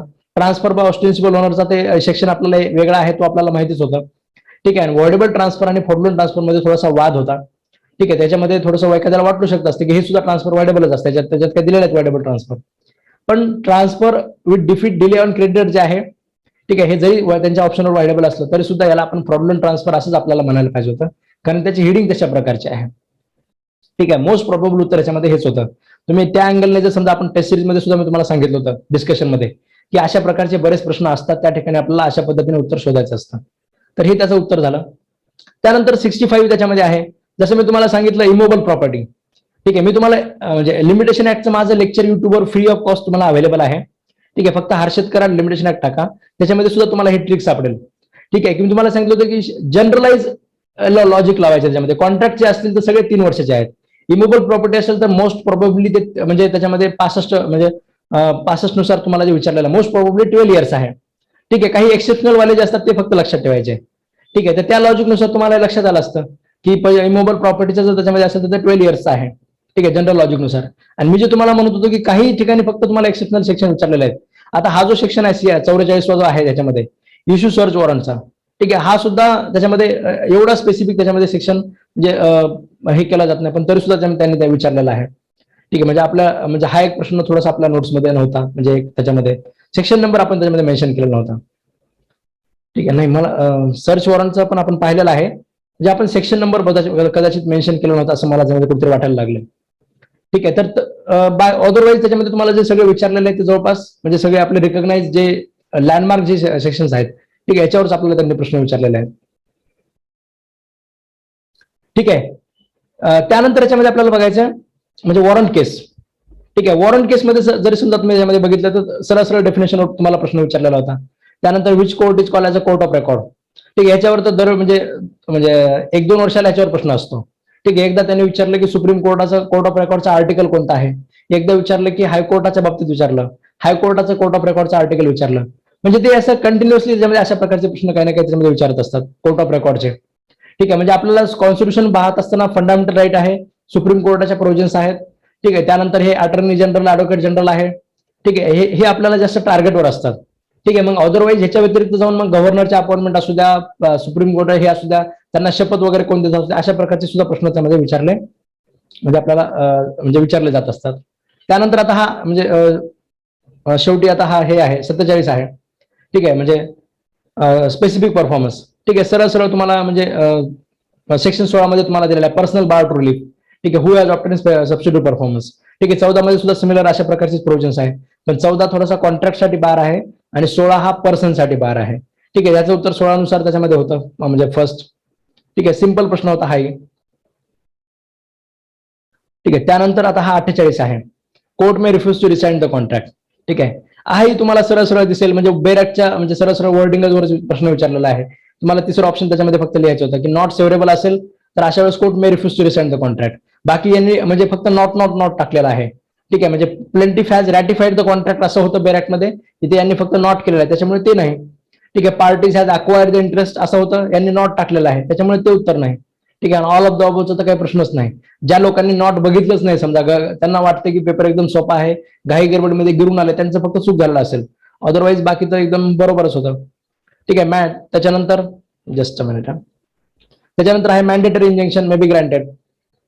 ठीक आहे, मॅन्डेटरी इंजेक्शन म्हणजे मी तुम्हाला सांगितलं होतं मॅन्डेटरीच्या अपोजिट असतं प्रोहिबिटरी, म्हणजे काहीतरी ऍक्ट करू नको म्हणून. मॅन्डेटरी मध्ये म्हणजे काहीतरी पॉझिटिव्ह म्हणजे ऍक्ट कंपेल करण्यासाठी त्याच्यामध्ये हे इंजेक्शन इश्यू केलं जातं. त्यामुळे सरळ सरळ याचं उत्तर सुद्धा त्याच्यामध्ये थर्ड मध्ये तुम्हाला लिहायचं होतं. ठीक आहे, त्यानंतर 50 आहे. ठीक आहे, landlord shall be entitled to inspect the premises. एक रिजनेबल नोटीस देऊन द्यायचं आहे, म्हणजे ज्यांनी म्हणजे आता थोडंसं एक कन्फ्युज वगैरे जे झालं नाही 6 महिने वगैरे. ठीक आहे, तर त्यांना हे सरळ सरळ होतं, म्हणजे आपल्या नोट्समध्ये पण आपण हे सरळ सरळ लिहून घेतलं होतं. ठीक आहे, तसा एकही प्रश्न असा नव्हता तो जो म्हणजे मी सीआरपीसीचा 99चा सांगितला तो मला थोडंसं वाटतं की आपण लिहिले का नाही मला थोडंसं लक्षात येत नाही या बॅचला, मागच्या बॅचला. अदरवाईज बाकी तर सगळेचे सगळे प्रश्न त्याच्यामध्ये नोट्स मधलेच आहेत. त्यानंतर mesne profit shall not include. ठीक आहे, प्रॉफिट ड्यू टू इम्प्रुव्हमेंट्स. ठीक आहे, जर म्हणजे जस्ट अ मिनिट, तुम्हाला हे थोडंसं कमी दिसतं तर मेन्स प्रॉफिट जे आहे म्हणजे shall not include profit due to improvements made by person in wrongful position. ठीक आहे, रॉंगफुल पोझिशन असेल तरच मेन्स प्रॉफिटचा प्रश्न येतो, लिगल पोझिशन असेल तर काही संबंधच नाही मेन्स प्रॉफिटचा. ठीक आहे, म्हणजे सरळ सरळ डेफिनेशन मध्येच ते दिलेलं आहे. त्यानंतर प्ली ऑफ एलेबाय सेक्शन 11 मध्ये ऍडमिसिबल होते. ठीक आहे, सेक्शन 11 नुसार ती रिलेव्हंट आहे. ठीक आहे, सेक्शन 103 नुसार त्याचा बर्डन ऑफ प्रूफ आहे. ठीक आहे, 103 जो आहे तो बर्डन ऑफ प्रूफ बाबतीत आहे आणि 11 त्याच्या रिलेव्हन्सच्या बाबतीत आहे. ठीक आहे, म्हणजे any fact which makes the प्ली ऑफ एलेबाय म्हणजेच काय की accused taking defence that I was somewhere at the time of commission of offence, त्याला आपण काय म्हणतो प्ली ऑफ एलेबाय. ठीक आहे, तर आता हाही म्हणजे जनरली तुम्हाला हा सापडून जातो, पण काही ठिकाणी म्हणजे बऱ्याच म्हणजे विद्यार्थ्यांना ज्यांनी समजा सेक्शन 11 फक्त बेरॅकमध्ये वाचलेला आहे, ज्यांनी कमेंट्स वगैरे बघितले नाहीत किंवा ज्यांना समजा त्या टर्म समजा अशा प्रकारच्या माहिती नाही, प्ली ऑफ एलेबाय म्हणजे काय माहिती नाही. ठीक आहे, त्यांचा सुद्धा हा प्रश्न त्यामध्ये चुकत असतो. ठीक आहे, म्हणजे ह्या सगळ्या गोष्टी आपल्याला माहिती असल्या पाहिजेत. आता प्ली ऑफ एलेबाय जनरल आहे, बऱ्यापैकी लोकांना माहिती असतं, पण खासच खूपच सेल्फ स्टडी करणारे विदाऊट म्हणजे ज्यांचं क्लास नाहीये किंवा ज्यांचं कोणासोबत डिस्कशन नाहीये. ठीक आहे, डिस्कशन मध्ये सुद्धा बऱ्याच गोष्टी क्लिअर होत असतात. तुम्ही जर समजा तुमच्या इनर सर्कल सोबत अभ्यास करत असाल, ठीक आहे, तर सर्कलमध्ये सुद्धा बऱ्याच गोष्टी म्हणजे क्लिअर होत असतात अशा प्रकारचे वर्ड. ठीक आहे, प्रॅक्टिसवाले लोक असू द्या किंवा डिस्कशन असू द्या किंवा क्लासेस असू द्या. ठीक आहे, क्लासेसमध्ये आता तुम्हाला सांगायला मी आहे, ठीक आहे, मी प्रत्येक शब्दाचा अर्थ मी तुम्हाला स्वतः सांगत असतो. पण याच्या व्यतिरिक्त तुमचं डिस्कशन जरी असेल, तुमचं एक इनर सर्कल जरी असेल अभ्यास करण्यासाठी, तर तिथे सुद्धा तुम्हाला या शब्दांचे अर्थ कळू शकतात. किंवा तुम्ही प्रॅक्टिस जर जॉईन केली असेल तर तुम्हाला तिथे सुद्धा या प्रश्नांचे अर्थ तुम्हाला त्यामध्ये कळू शकतात अशा शब्दांचे. तर हे झालं त्याच्यामध्ये. त्यानंतर provisions of Maharashtra rent control act. ठीक आहे, म्हणजे ऍप्लिकेशनवर समजा विचारलेलं आहे की जर समजा याच्यामध्ये तुम्हाला त्यांनी सरळ सरळ दिलेला आहे शेड्यूल फर्स्ट आणि शेड्यूल सेकंड, ह्या ऍप्लिकेशनवर सुद्धा अजून एक प्रश्न आलेला आहे, गव्हर्नमेंट प्रिमायसेसचा जे आहे त्याच्यावर सुद्धा तुम्हाला प्रश्न आलेला आहे. ठीक आहे, आणि म्हणजे मुळात जवळपास 3 प्रश्न ऍप्लिकेशनवर झालेले आहेत. ठीक आहे, जे अगोदरचे जे 3 कायदे होते, ठीक आहे, तर त्या 3 कायद्याच्या नावावर सुद्धा प्रश्न आलेला आहे. म्हणजे असा क्वालिटी प्रश्न नाहीच आहे मुळात, म्हणजे आपल्याला ते लिहून घेतलेलेच आहेत नोट्समध्ये सरळ सरळ की, आणि जरी समजा त्यांचे काही नावं वगैरे बदल वगैरे सुद्धा काही केलेलं नाहीये, सरसकट ऑल ऑफ द अबोव लिहायचं होतं. तर हे त्याच्यामध्ये झालं. Period of limitation for money land, म्हणजे हे जे मी जे तुम्हाला लॉजिक सांगितलं होतं की आपण जे वेगळे काढलेले आहे त्याच्यापेक्षा वेगळं जर काही आलं तर 3 इयर्स करायचं. ठीक आहे, जर वेगळं काही आलं त्याच्यामध्ये तर 3 इयर्स करायला पाहिजे होतं तुम्ही, तर ते सरळ सरळ तुम्हाला 3 इयर्स त्याच्यामध्ये करायचं होतं. ठीक आहे, त्याच्यानंतर बर्डन ऑफ प्रूफ मीन्स म्हणजे तुम्हाला सरळ सरळ त्याच्यामध्ये हे विचारलेलं आहे. ठीक आहे, म्हणजे मी जो तुम्हाला त्याच्यामध्ये सेक्शन सांगितला होता, म्हणजे सेक्शन 1 जो आपण सेक्शन 101 जो आपण सांगितलेला होता सुरुवातीच्या याच्याने होते, हू एव्हर असर्ट ही शॅल प्रूव्ह. ठीक आहे, जो म्हणतो ना हे असं आहे आणि त्याच्यावर काहीतरी अधिकार क्लेम करतो, तर मग तू प्रूव्ह करून दाखव. ठीक आहे, 102 मधली बर्डन ऑफ टेस्ट तुम्हाला विचारलेली नव्हती, 101 तुम्हाला विचारलेला होता. त्याच्यानंतर person in town of Bombay वगैरे mortgage by deposit of title deeds. ठीक आहे, म्हणजे तुम्ही हे ज्यांनी वाचलेलं नाहीये त्यांनी जरी बघितलं असतं की म्हणजे डॉक्युमेंट जमा करतो वगैरे, डिपॉझिट ऑफ टायटल डीड सरळ सरळ बरोबर लक्षात येणार होतं. ठीक आहे, म्हणजे सरळ प्रश्न होता हाही. डॉक्ट्रिन ऑफ इक्लिप्स, कॉन्स्टिट्यूशन मधल्या डॉक्ट्रिन सुद्धा आपण सगळ्या बघितलेल्या होत्या. ठीक आहे, त्याच्यावर तुम्हाला सरळ सरळ 13 मधला प्रश्न विचारलेला होता. ठीक आहे, त्याच्यानंतर agreement in distance of marriage, just minute, तुम्हाला हे दिसतंय. ठीक आहे, agreement in distance of marriage असेल तर त्याच्यामध्ये हे सुद्धा काय आहे, वॉइड असतं. ठीक आहे, वॉइड अग्रीमेंटची सगळी आपण लिस्टच लिहून घेतलेली होती, हे सुद्धा वॉइड असतं, सरळ सरळ प्रश्न आहे. त्याच्यानंतर अबॅटमेंटवर प्रश्न विचारला होता आयपीसीचा. ठीक आहे, अबॅटमेंटचे जे प्रिन्सिपल्स आहेत, म्हणजे अबॅटमेंटच्या खाली जे एक्सप्लेनेशन्स आहेत त्याच्यावर हा प्रश्न आहे. ठीक आहे, पर्सन अबॅटेड, तुम्ही जर अबॅटमेंट करत असाल, ठीक आहे, अशा वेळेस मग तो अबॅटमेंट करणाऱ्या व्यक्तीने तो त्याच्यामध्ये गुन्हा करू द्या किंवा नका करू द्या. ठीक आहे, you are liable for the abatement. ठीक आहे, अबॅटमेंट तुम्ही लहान मुलाची जरी करत असाल तरी सुद्धा you are liable for the abatement. ठीक आहे, अबॅटमेंट पुढच्या व्यक्तीने म्हणजे पुढचं काही करू द्या किंवा नाही करू द्या, you are liable for the abatement. ठीक आहे, तुम्ही कुठल्याही प्रकारचे इंटरेस्टने रेड करत असाल, you are liable for the abatement. ठीक आहे, म्हणजे पनिशमेंट डिफर करते. पुढल्या व्यक्तीने जर समजा गुन्हा केला तर सेम पनिशमेंट असते, जर त्याने गुन्हा केला नाही तर कमी पनिशमेंट असते, जर त्याने फक्त हार्म कॉज केलं तर मध्ये थोडीशी म्हणजे इन बिटवीन पनिशमेंट असते. Punishment differs but it is a punishable offence. म्हणजे मी तुम्हाला सांगितलं होतं की ज्याच्या कष्टाचं फळ त्याला भेटत असतं, मी असंही तुम्हाला सांगितलं होतं. तुम्हाला जर आठवत असेल डिस्कशन मध्ये, तर मी तुम्हाला सांगितलं होतं की पुढल्या व्यक्तीने करू द्या किंवा नका करू द्या, पण त्याने जी समजा म्हणजे असे काड्या, मी तुम्हाला स्पेसिफिक शब्द सांगितलं होतं, तुम्हाला जर आठवत असेल तर, हे जे काड्या करणारे जे लोक असतात यांची काळजी कायद्याने घेतलेली आहे असं मी तुम्हाला सांगितलेलं होतं. तर त्या काड्या करणाऱ्या ह्याच्यावर तुम्हाला प्रश्न विचारलेला होता. त्याच्यानंतर whoever gives oath to the governor. ठीक आहे, म्हणजे जेवढे ऑफिसेस आहेत आपल्या ह्याच्यामध्ये प्रत्येकाचा आपण ओथ कोण देत असतं हे आपण बघितलेलं आहे, आपण लिहून सुद्धा घेतलेला आहे. त्याच्यावर तुम्हाला सरळ सरळ प्रश्न विचारलेला होता. त्याच्यानंतर which of the following is preposition is correct. ठीक आहे, म्हणजे याच्यामध्ये सेक्शन 61 तुम्हाला याच्यामध्ये आता प्रश्न विचारलेला आहे. ठीक आहे, सरळ सरळ त्याच्यामध्ये म्हणजे जे काही समजा सगळ्याच गोष्टी करेक्ट आहेत. ठीक आहे, डिस्क्लोज बायर मटेरियल डिफेक्ट वगैरे समजा तुम्ही सांगितलं पाहिजे, किंवा सगळं एक्झामिनेशन वगैरे असेल तर ते केलं पाहिजे, पब्लिक चार्जेस असेल तर ते सगळे सांगितले पाहिजे. सर सगळं तुम्हाला म्हणजे याच्यावर प्रश्न तुम्हाला विचारलेला आहे. ठीक आहे, सेलर बायरच्या समजा अधिकारांवर. त्याच्यानंतर आहे जस्ट मिनिट, त्याच्यानंतर आहे रेस गेस्टचे. ठीक आहे, आता हे टर्म म्हणजे हे शब्द जो आहे, ठीक आहे, रेस गेस्ट सुद्धा बराच कॉमन शब्द आहे, पण बऱ्याच लोकांना म्हणजे स्वतःहून अभ्यास करणाऱ्या लोकांना म्हणजे हा सुद्धा शब्द बऱ्याच वेळेस माहिती नसतो. त्यांनी वाचलेला असतो सेक्शन 6 की facts forming part of the same transaction. ठीक आहे, इज रिलेव्हंट. पण रेस गेस्टचे शब्द तुम्हाला तिथे दिसत नाही, त्यामुळे त्यांना बऱ्याच लोकांना रेस गेस्टचे म्हणजे नेमकं काय माहिती नसतं, त्याच्यामुळे सुद्धा आपली त्याच्यामध्ये चूक होऊ शकते. ठीक आहे, त्यानंतर स्लाइड चेंज करतो मी. ठीक आहे, जस्ट मिनिट. ठीक आहे, म्हणजे सर सगळं तुम्हाला आता ह्याच्यामध्ये प्रश्न म्हणजे याच्यावर विचारलेला, ऑर्डर 21 विचारला, एक्झिक्युशन ऑफ डिक्री, ऑर्डरचा नंबर फक्त लिहायचा होता, सरळ आहे. ठीक आहे, त्याच्यानंतर डिफेंडंट टू फाईल कधीपासून 30 दिवस आहे, सर्व्हिसेस ऑफ समन्स पासून. ठीक आहे, ज्या दिवशी त्याला कळालं त्या दिवशीपासून. डेट ऑफ म्हणजे अपिअरन्स इन द कोर्ट पासून वगैरे नॉट नाही, म्हणजे असं नाहीये ज्या दिवशी तुम्हाला कळालं, वकालतनामा कधी साईन केला काय देणं घेणं नाही. ठीक आहे, पण सर्व्हिसेस ऑफ समन्स महत्वाचा आहे त्याच्यामध्ये, तिथून पुढे. ठीक आहे, ठीक आहे, त्याच्यानंतर आहे तुम्हाला सरळ सरळ प्रश्न विचारलेला आहे, म्हणजे टेनेन्सी अग्रीमेंट कंपल्सरी रजिस्टर. ठीक आहे. म्हणजे हे म्हणजे माझे महाराष्ट्र रँक कंट्रोल ऍक्टचे तुम्ही व्हिडिओ जर बघितलेले असतील, ठीक आहे, म्हणजे मी फक्त 1.5 तासाची रेकॉर्डिंग बनवलेली आहे महाराष्ट्र रँक कंट्रोल ऍक्टची. ठीक आहे, तुम्ही ह्याच्यातला एकही प्रश्न असा दाखवतो तर 1.5 तासाच्या रेकॉर्डिंगच्या बाहेरचा आहे. ठीक आहे, महाराष्ट्र रँक कंट्रोल ऍक्टची आपली युट्यूबवर रेकॉर्डिंग आहे. ठीक आहे, म्हणजे एवढं सर्च करा हर्षद कराड, म्हणजे तिथे त्या हर्षद कराड पण टाकायची गरज नाही.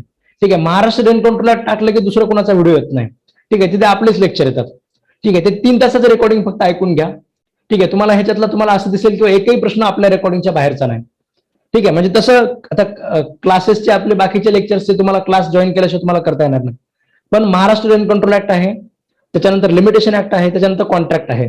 ठीक आहे, कॉन्ट्रॅक्टचे सुद्धा काही लेक्चर्स आपल्या युट्यूबवर त्याच्यामध्ये अवेलेबल आहेत. कॉन्ट्रॅक्ट ऍक्ट हर्षद कराड असं सर्च करा, तुम्हाला लेक्चर्स भेटून जातील. लिमिटेशन ऍक्ट हर्षद कराड असं सर्च करा, तुम्हाला लेक्चर्स भेटून जातील. आणि महाराष्ट्र रँक कंट्रोल ऍक्ट, म्हणजे एवढे तरी तुमचे विषय त्याच्यामध्ये चांगल्या पद्धतीने, म्हणजे कसं असतं की बऱ्याच लोकांची परिस्थिती नसते क्लास जॉईन करायची. ठीक आहे, त्या लोकांसाठी आपण बरेच मार्गदर्शन करणारे व्हिडिओ आपण टाकलेले आहेत, तर तुम्ही ते लेक्चर त्याच्यामध्ये बघू शकता. हे 3 विषय तर तुम्ही त्याच्यामध्ये बघितलेच पाहिजेत. ठीक आहे, महाराष्ट्र रँक कंट्रोल ऍक्टचे म्हणजे तुम्ही क्लास म्हणजे तशी आपण म्हणजे तुम्ही आउट ऑफ स्टेट जर तुम्ही ज्युडिशरीची जर तुम्ही जर फीस बघितली, ठीक आहे, समजा आपलं राहुल वगैरे, समजा राहुल IAS वगैरे जे आहे, ठीक आहे, पूर्ण नॉर्थ मध्ये ज्यांचे ज्युडिशरीचे क्लासेस आहेत, ठीक आहे, म्हणजे 1.5-2 लाख रुपये फीस समजा नॉर्थ कंट्रीज मध्ये आहेत. ठीक आहे, आपल्या महाराष्ट्रामध्ये फक्त तेवढं त्याच्यामध्ये क्रेज नाही आहे किंवा तसं कॉम्पिटिशन नाही आहे. ठीक आहे, आणि आपल्याला त्याच्यामध्ये जमून जातात समजा ऑनलाईन याच्यामध्ये, त्यामुळे आपण फक्त 8,000 रुपये फीस घेतो. तशी फीस मिनिममच आहे, पण ज्यांची परिस्थिती ही सुद्धा भरायची नाहीये, ठीक आहे, त्या लोकांसाठी आपण हे असे काही महत्वाचे व्हिडिओ आपण त्याच्यामध्ये बनवत असतो. हा आजचा व्हिडिओ त्याचाच एक पार्ट आहे. ठीक आहे, हे मागचे सुद्धा तुम्ही मागचे जे लेक्चर्स आपल्या युट्यूबवर आहेत ते सुद्धा बघून घ्या. ठीक आहे, त्यानंतर आपण हे बघूया राहिलेले सेक्शन 66 आहे. ठीक आहे, सरळ सरळ डेफिनेशनवर प्रश्न विचारलेला आहे की म्हणजे डिसऑनेस्ट इंटेन्शनवर तुम्हाला त्यामध्ये प्रश्न विचारलेला आहे. ठीक आहे, डेफिनेशन बघितली त्याच्यामध्ये तुम्हाला दिसून येईल, म्हणजे हे जे शब्द असतात हे क्वालिफाईंग वर्ड्स आहेत, म्हणजे तुम्हाला सांगत असतो की म्हणजे मेन सिरिया सांगत असतात. ठीक आहे, त्यानंतर जर तुम्ही त्याच्यामध्ये बघितलं, no injunction shall be granted. ठीक आहे, म्हणजे no injunction shall be granted specific impact infrastructure project. ठीक आहे, म्हणजे तुम्ही जर सध्याच्याला बघितलं, म्हणजे आपल्या मी तुम्हाला हे पण सांगितलं होतं की आपले नितीन गडकरी साहेब जे आहेत, ठीक आहे, म्हणजे अशा म्हणजे एवढ्या भयंकर स्पीडने रस्ते बनवत आहेत. ठीक आहे, कुठे इंजंक्शन नाही, कुठे काही अडचण नाही, एवढंच नाही तर कोर्टाला ज्युरिडिक्शन सुद्धा ठेवलेलं नाही. ठीक आहे, जर एखाद्या व्यक्तीला कॉम्पन्सेशन कमी भेटलं तर कलेक्टरकडे जा, SDM कडे जा. ठीक आहे, म्हणजे इकडनं समजा तुम्ही ते कॉम्पन्सेशन कलेक्टरकडनं वगैरे समजा हे करून घ्या. ठीक आहे, अगोदर जे कोर्टामध्ये जे समजा व्हायचे वाद वगैरे आणि ते अडकून पडायचं, तर ते आपण आता ठेवलेलं नाहीये. ठीक आहे, म्हणजे इन्फ्रास्ट्रक्चरवर सुद्धा सरकारचा या जास्त भर आहे. त्याच्यामुळे मी तुम्हाला हे सगळं डिस्कशन केलेलं आहे. ठीक आहे, तुम्हाला म्हणजे तुम्ही जे आता म्हणजे आपण तुमच्यापैकी बऱ्याच लोकांनी जे आपल्या समजा फीडबॅक सेशनमध्ये जे तुम्ही जे सांगितलं, ठीक आहे, की सर तुमचं डिस्कशन आठवत होतं, हेही तुम्हाला आठवत असेल. म्हणजे आपण जे डिस्कशन केलं होतं की ह्या सरकारचा असा प्रकारचा मोटिव्ह आहे, त्यानुसार यांनी अमेंडमेंट केले आहे. 2018च्या अमेंडमेंटचं मी तुम्हाला पर्पज सांगितलं होतं. ठीक आहे, म्हणजे एवढं सगळं डिस्कशन सुद्धा तुम्हाला त्यामध्ये आठवत असेल. त्याच्यानंतर 68 आहे. ठीक आहे, सेल्स ऑफ गुड्स ऍक्ट मध्ये त्याच्यामध्ये म्हणजे सरळ सरळ म्हणजे हा सुद्धा त्याच्यामध्ये सरळ सरळ प्रश्न आहे. ठीक आहे, मी तुम्हाला सरळ सरळ त्यांनी ह्याच्यामध्ये विचारलेला आहे किंवा म्हणजे काय त्याच्यामध्ये ड्युटी ऑफ सेलर आहे, टू डिलिव्हर द गुड्स. ठीक आहे, ऍक्सेप्ट अँड पेचा, ठीक आहे, सेलरचा काय संबंध, म्हणजे ज्याने समजा हे कायदा बघितला नाही त्याला सुद्धा समजा प्रश्न आला असता, म्हणजे सोपा प्रश्न आहे. ठीक आहे, हे अशा प्रकारचे सोपे प्रश्न नसायला पाहिजेत परीक्षेमध्ये. ठीक आहे, हे एवढे सोपे प्रश्न असतील तर काय होतं की थोडंसं आपण आपल्याला जे जज करायचे ते जज करणं त्याच्यामध्ये कुठेतरी कमी होऊन जातं. ठीक आहे, तर ते एक त्याच्यानंतर हा नेक्स्ट प्रश्न आहे समजा. ठीक आहे, 69 तुम्ही याच्यामध्ये बघितला, which of the following proposition म्हणजे primary evidence itself produce before the court. ठीक आहे, सरळ सरळ तुम्हाला त्याच्यामध्ये म्हणजे डेफिनेशनवर तुम्हाला प्रश्न विचारलेला आहे. वेगळं त्याच्यामध्ये काहीच नव्हतं सांगण्यासारखं, डिस्कशन करण्यासारखं. त्याच्यानंतर आहे म्हणजे जनरल एक्सेप्शन. मी जे तुम्हाला सांगितलं की जनरल एक्सेप्शनवर 3 प्रश्न विचारलेले आहेत. ठीक आहे, हा त्याच्यामध्ये तिसरा प्रश्न आहे. ठीक आहे, म्हणजे तुम्हाला सरळ सरळ त्यांनी विचारलेलं आहे की म्हणजे जनरल एक्सेप्शन मध्ये म्हणजे कोणतं समजा याच्यामध्ये ऑफेन्स नसेल. ठीक आहे, म्हणजे ऍक्सिडेंट असू द्या, ज्युडिशियल ऍक्ट असू द्या, त्याच्यानंतर जस्टिफाईड बाय लॉ म्हणजे मिस्टेक ऑफ फॅक्ट असू द्या, तिन्ही केसेसमध्ये हा त्याच्यामध्ये काही ऑफेन्स वगैरे नसतो. सरळ सरळ प्रश्न होता, काही वेगळं डोकं लावायची काही गरज नव्हती. त्यानंतर आहे which of the following proposition is म्हणजे त्याच्यामध्ये करेक्ट. ठीक आहे, हाही प्रश्न जो आहे त्याच्यामध्ये तुम्हाला असं दिसेल की म्हणजे सरसकट त्यांनी काय केलेलं आहे, बेर ऍक्टच्या त्याच्यामध्ये वर्डिंगवर तुम्हाला त्यामध्ये प्रश्न विचारलेला आहे. ठीक आहे, म्हणजे सरसकट तुम्हाला त्यामध्ये ह्याच्यासून सुद्धा लिहायचं होतं की म्हणजे ठीक आहे, contract not obtain by substitute performance वगैरे तुम्हाला त्याच्यामध्ये त्यांनी सांगितलेलं आहे. किंवा दुसरं काय आहे, contract performance of which involve the performance of continuous duty which court cannot supervise. ठीक आहे, म्हणजे नॉट शब्द टाकलेले आहेत फक्त, बाकी वेगळं काही केलेलं नाहीये, नॉट शब्द टाकलेले आहेत. त्याच्यामुळे तुम्हाला ते दुसरं उत्तर त्यामध्ये लिहायचं होतं. हे नॉट शब्दवाले चुकीचे आहेत. ठीक आहे, तुम्हाला एवढं जर आठवलं असतं किंवा नॉट ऑप्टेन स्पेसिफिक वरून, नॉट ऑप्टेन तर काही प्रश्नच नाही ना, ऑप्टेन असेल तर तुम्हाला भेटणार नाही. ठीक आहे, म्हणजे स्पेसिफिक म्हणजे हे खरं तर ही प्रश्न विचारण्याची पद्धत म्हणजे एमसीक्यूच्या पद्धतीनुसार हे थोडंसं वेगळं वाटतं त्याच्यामध्ये. ठीक आहे, पण ज्यांना बेअर त्याच्यामध्ये चांगल्या पद्धतीने माहित होता, आपल्या नोट्समध्ये सुद्धा हे स्पेसिफिकली आपण लिहिलेलं आहे. ठीक आहे, तुम्ही एकदा दोनदा जर आपली वही रिवाइज केली असते तुम्हाला हे सगळं लक्षात आलंच असेल त्याच्यामध्ये, हे नॉट फक्त एक्स्ट्रा मध्ये टाकलेलं आहे. त्यानंतर 72, जस्ट मिनिट. ठीक आहे, त्यानंतर 72 आहे, सरळ सरळ रेजुडिकेट त्याच्यामध्ये विचारलेलं आहे. ठीक आहे, ह्याच्यामध्ये सुद्धा काही वेगळं त्याच्यामध्ये विचारण्यासारखं नव्हतं. म्हणजे नो कोड शाल ट्राय शूड सबस्टन्शियली सेम असतील, पार्टी सेम असतील तर रेजुडिकेटा. ठीक आहे, रेस इस पार्टिक्युलर वगैरे टॉटचा मध्ये आणण्याची काही गरज नव्हती, म्हणजे थिंग स्पीक्स फॉर इटसेल्फ वगैरे. ठीक आहे, तिकडचं इकडे आणण्याची काही गरज नव्हती. ठीक आहे, ऍक्ट सिरियसचा तर काही संबंधच नव्हता. म्हणजे सरसकट हे म्हणजे ज्यांना हे रेस एज्युडिकेटा जरी समजा लक्षात आलं नाही, त्यांना टॉट बद्दल वगैरे समजा इकडे तिकडे माहिती असेल, हे म्हणजे तुम्ही रिडक्शन मेथडने सुद्धा हे प्रश्न बरे सोडू शकला असता. ठीक आहे, म्हणजे ऑप्शन सुद्धा जसं आपण बघत असतो की लॉजिकल ऑप्शन सुद्धा नव्हते बऱ्याच प्रश्नांमध्ये. त्यानंतर आहे 73. ठीक आहे, person is competent to contract. ठीक आहे, सरळ सरळ प्रश्न त्याच्यामध्ये विचारलेला, म्हणजे कॉम्पिटन्सी ऑफ कॉन्ट्रॅक्ट जे आपण सेक्शन 10 मध्ये पाहतो. ठीक आहे, सेक्शन 10 तसं सेक्शन 10 पासून म्हणजे 30 पर्यंत समजा तुम्हाला ह्या गोष्टी दिल्या आहेत. म्हणजे जे प्रश्न आहे समजा आपला की म्हणजे अग्रीमेंट, प्रत्येक कॉन्ट्रॅक्ट अग्रीमेंट असतो, पण प्रत्येक अग्रीमेंट हे म्हणजे सॉरी, प्रत्येक कॉन्ट्रॅक्ट हे अग्रीमेंट असतो, पण प्रत्येक अग्रीमेंट हे कॉन्ट्रॅक्ट असतं. मग कॉन्ट्रॅक्ट अग्रीमेंट कॉन्ट्रॅक्ट करण्यासाठी काही गोष्टी सॅटिस्फाय झाल्या पाहिजेत. ठीक आहे, तर त्याच्यामध्ये कॉम्पिटन्सी ऑफ पार्टीज हे पहिलं आहे. तर तुम्हाला सरळ सरळ त्याच्यामध्ये प्रश्न विचारलेला आहे. ठीक आहे, म्हणजे सगळ्याच गोष्टी लागतात, साऊंड माइंड लागतं, नॉट डिस्क्वालिफाईड पाहिजे, मेजॉरिटी ऑफ द लॉ पाहिजे. ठीक आहे, मेजॉरिटी असलं पाहिजे. तीनच गोष्टी म्हणजे तीनला तीन विचारलेल्या आहेत. ठीक आहे, त्याच्यानंतर just a minute, I will change the screen. त्यानंतर 74, 75, 76, 77. ठीक आहे, ह्याच्यात सुद्धा सरळ सरळ प्रश्न विचारलेला आहे. म्हणजे स्पेशली विदिन नॉलेज 106 सरळ सरळ सेक्शन नंबर होता. त्याच्यानंतर court may issue commission for the, ठीक आहे, म्हणजे एक्झामाइन पर्सन जनरली किंवा मेक लोकल इन्व्हेस्टिगेशन वगैरे सरळ त्याच्यामध्ये तुम्हाला प्रश्न होता. ठीक आहे, म्हणजे मी तुम्हाला म्हणजे स्पेसिफिकली मी तुम्हाला सांगितलं होतं. ठीक आहे, म्हणजे ऑर्डर पाहत असताना म्हणजे बरे मला एक दोन लोकांनी सुद्धा म्हणले की सर तुम्ही बाकीची पुढची ऑर्डर तुम्ही बघतच नाही सिव्हिल प्रोसिजर कोडची. ठीक आहे, म्हणजे तुम्ही फक्त 75 म्हणजे तुम्ही सेक्शनच फक्त पाहिला 75. ठीक आहे, कमिशनच्या ऑर्डरवर कधीच प्रश्न विचारलेले नाहीत. ठीक आहे, म्हणजे कमिशनच्या ऑर्डरचा तुम्हाला पुढचा कंटेंट माहिती असण्याची गरजच नाहीये. ठीक आहे, म्हणजे ह्या गोष्टी लक्षात घ्या तुम्ही. मी जे तुम्हाला नेहमी सांगत होतो किंवा एवढंच वाचा, मी जे लिहून दिले ते वाचा. ठीक आहे, त्याच्या मागचं कारण हे होतं, म्हणजे बऱ्याच वेळेस मी क्लासेस घेत असताना बऱ्याच वेळेस काय होतं की काही गोष्टी आपण त्याच्यामध्ये हे बघण्याची गरज नाही असं मी तुम्हाला सांगत असतो. ठीक आहे, त्याच्या मागचे कारण हे असतात. ठीक आहे, म्हणजे एकही प्रश्न तुम्हाला असा दिसणार नाही जो आपल्या क्लासच्या म्हणजे वहीच्या बाहेरचा आहे. ठीक आहे, त्याच्या मागचं कारण हे असतं की म्हणजे रिकग्नाइज ज्या गोष्टी दरवेळेस ज्या विचारल्या जातात तर त्या त्याच्यामध्ये बघणं गरजेचं असतं. ठीक आहे, मुळात क्लासेसचा फायदाच मुळात हा असतो किंवा आपल्याला सॉर्ट आउट करून स्मार्ट स्टडी करता येतो. ठीक आहे, सेल्फ स्टडीमध्ये विनाकारण जर समजा तुम्ही कमिशनची जर समजा तुम्ही अख्खीच्या अख्खी ऑर्डर जर तुम्ही पाठ करून ठेवत असाल, ठीक आहे, म्हणजे मुळात ते सगळ्या गोष्टी शक्य पण नाहीयेत. ठीक आहे, आता समजा तुमच्याकडे आता 7 ऑगस्टला समजा पेपर आहे, प्रश्न आहे. ठीक आहे, 7 ऑगस्टला समजा जर आपली एक्झाम असेल, ठीक आहे, तर 7 ऑगस्टच्या एक्झामला तुम्ही जर समजा हे सिव्हिल प्रोसिजर कोड जर समजा अख्खा वाचायचं म्हणलं तरी सुद्धा होणार नाही. ठीक आहे, 750 प्लस रूल्स आहेत.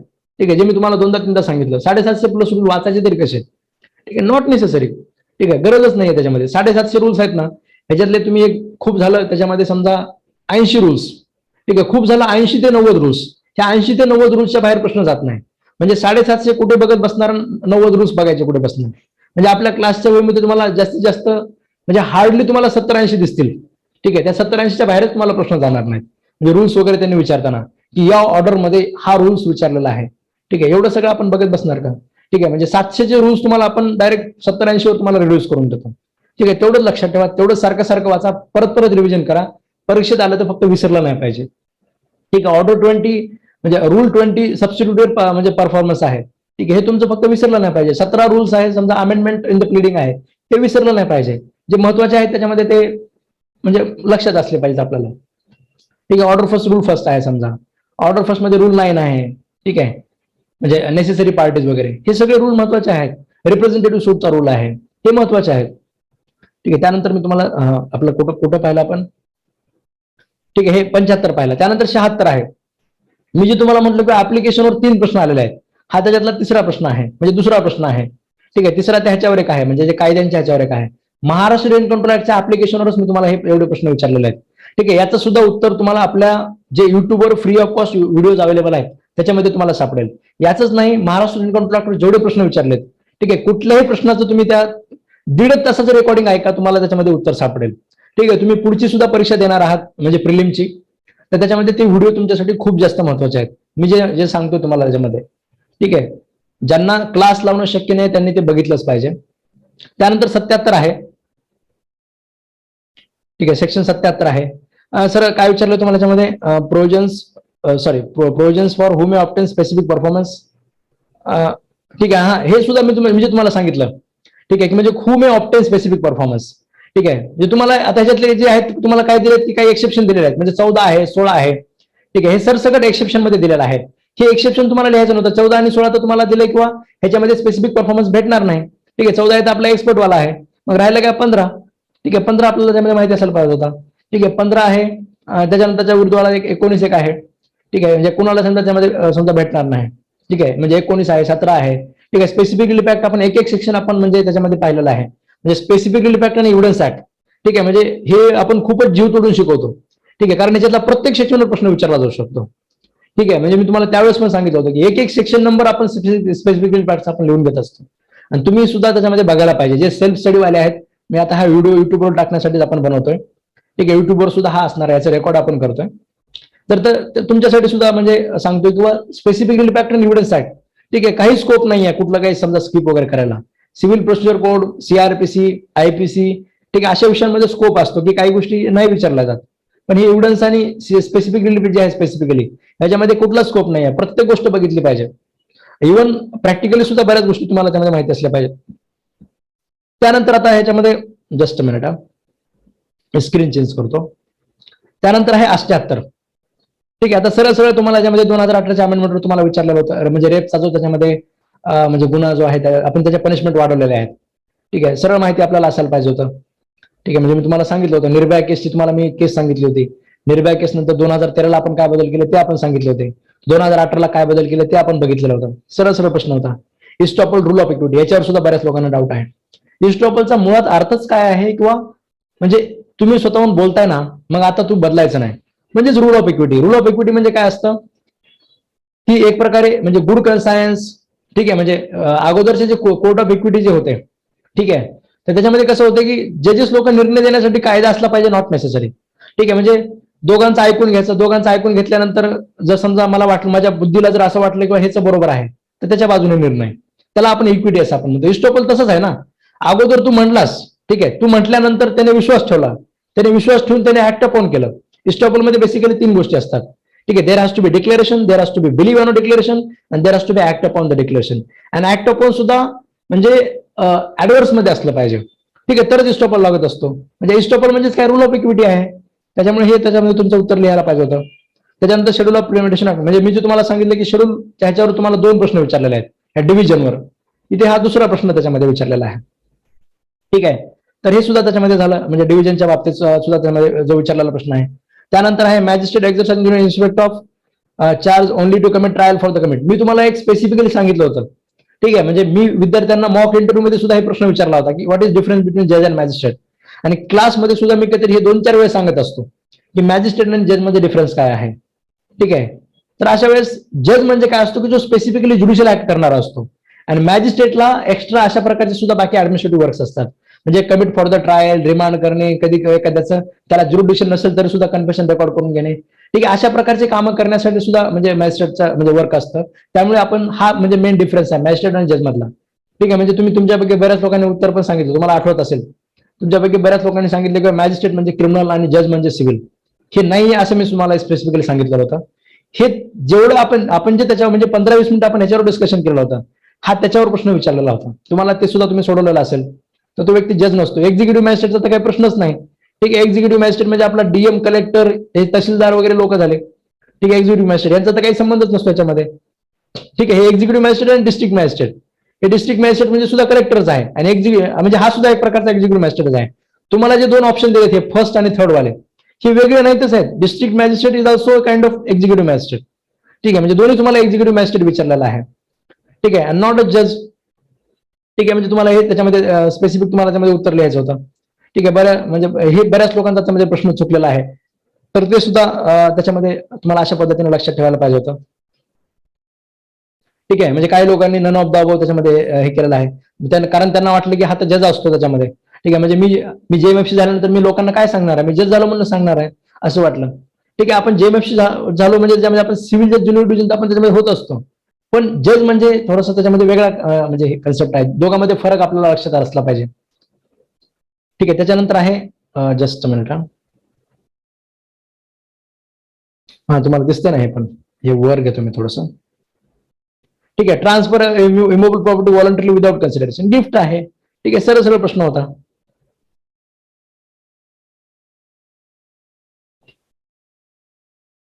ठीक आहे, त्यानंतर आहे सेक्शन 83. ठीक आहे, सेक्शन 83 मध्ये सुद्धा आपल्याला त्यामध्ये बघायचं आहे. टाइम झाला त्यांचा. ठीक आहे, त्यांना काय कर, जस्ट अ मिनिट त्यांना असं टाक की आज लेक्चर नाहीये म्हणून, हा रेकॉर्डिंग भेटेल म्हणून तुम्हाला लेक्चरची, सर्विस रेकॉर्डिंग लेक्चर असं टाक त्यांना. ठीक आहे, म्हणजे बॅचचा टायमिंग झालेला ऍक्च्युअली रेकॉर्ड करत असताना त्यांना सुद्धा आज हेच ऐकायला लावायचं आपल्याला ऍक्च्युअली. ठीक आहे, तर हे त्याच्यामध्ये आहे म्हणजे गिफ्टच्या बाबतीत त्याच्यामध्ये आहे. ठीक आहे, त्यानंतर जस्ट मिनिट मी तुम्हाला हे स्लाइड चेंज करतो. ठीक आहे, ऍक्च्युअली हे काहीतरी वेगळं रेकॉर्डिंग करायचं म्हटलं की एवढ्या बॅचेस टायमिंगमुळे काही मॅनेज होत नाही का, म्हणजे काहीतरी असं रेकॉर्ड करायचं म्हटलं की इकडचं कुठलं तरी लेक्चर समजा कुठेतरी मिस आउट होत असतं. आता जेएमएफसी प्रिलिम वाल्यांचीच बॅच आहे, त्यांना सुद्धा हे बघणं म्हणजे कंपल्सरीच आहे. ठीक आहे, त्यांना सुद्धा क्वेश्चन पेपर अनालिसिस बघणं महत्वाचं आहे, त्यांना पण रेकॉर्डिंग आपण शेअर करावं, त्यामुळे त्यांचंच करू कॅन्सल, दुसऱ्या कोणत्या बॅचचं डीजेचं किंवा एबीपीचं करण्यापेक्षा. ठीक आहे, तर हे 83 आहे. ठीक आहे, 83 मध्ये सुद्धा तुम्हाला काय केलेलं आहे, म्हणजे एकदम तुम्हाला म्हणजे इम्पॉसिबल कंडिशन दिलेले आहे. ठीक आहे, आणि तुम्हाला विचारलेलं आहे की मग अशा प्रकारचे त्याच्यामध्ये लीड काय असेल, लीड अशा प्रकारची व्हॉइड असेल. ठीक आहे, इम्पॉसिबल कंडिशन वगैरे आपण त्याच्यामध्ये असं टाकू शकत नाही, काहीतरी त्याच्यामध्ये म्हणजे हे मुळात कॉन्ट्रॅक्टमध्येच म्हणजे अशा पद्धतीचं काय होईल, जे व्हॉइड हे असल्यामुळे व्हॉइड त्याच्यामध्ये होऊन जाईल, इम्पॉसिबल कंडिशन असल्यामुळे. त्याच्यानंतर इंजंक्शनचं आहे. ठीक आहे, injunction breach of an obligation in favour of person expressly or implications. ठीक आहे, म्हणजे injunction may be granted to prevent breach of an obligation. ठीक आहे, in favour of person which expressly or by implication, म्हणजे तुम्हाला आता हे अशा प्रकारचं तुम्हाला इंजेक्शन विचारलेलं आहे. ठीक आहे, प्रिव्हेंट ब्रीच म्हणलं की मॅन्डेटरी होत नाही. ठीक आहे, मॅन्डेटरी म्हणजे काहीतरी समजा पॉझिटिव्ह ऍक्ट करण्यासाठी आहे. ठीक आहे, टेम्पररीचा तुम्हाला असं काही दिलेलं नाही त्यांनी, टेम्पररी फॉर द म्हणजे until the further order of court असं काही दिलेलं नाहीये. म्हणजे थोडक्यात काय तर सरळ सरळ तुम्हाला परपेच्युअल इंजेक्शनची डेफिनेशन दिलेली आहे. ठीक आहे, तर ते तुम्हाला त्यामध्ये लिहायची होती. ऍड इंटिनचा सुद्धा काही संबंध नसतो. ठीक आहे, त्याच्यानंतर which of the following proposition is correct. ठीक आहे, which of the following proposition is correct. ठीक आहे, म्हणजे सरळ सरळ त्यांनी फक्त काय केलेलं आहे इथे सुद्धा, म्हणजे हे नॉटचं तर त्यांनी बऱ्याच वेळेस टाकलेलं आहे. ठीक आहे, म्हणजे which of the following proposition is correct.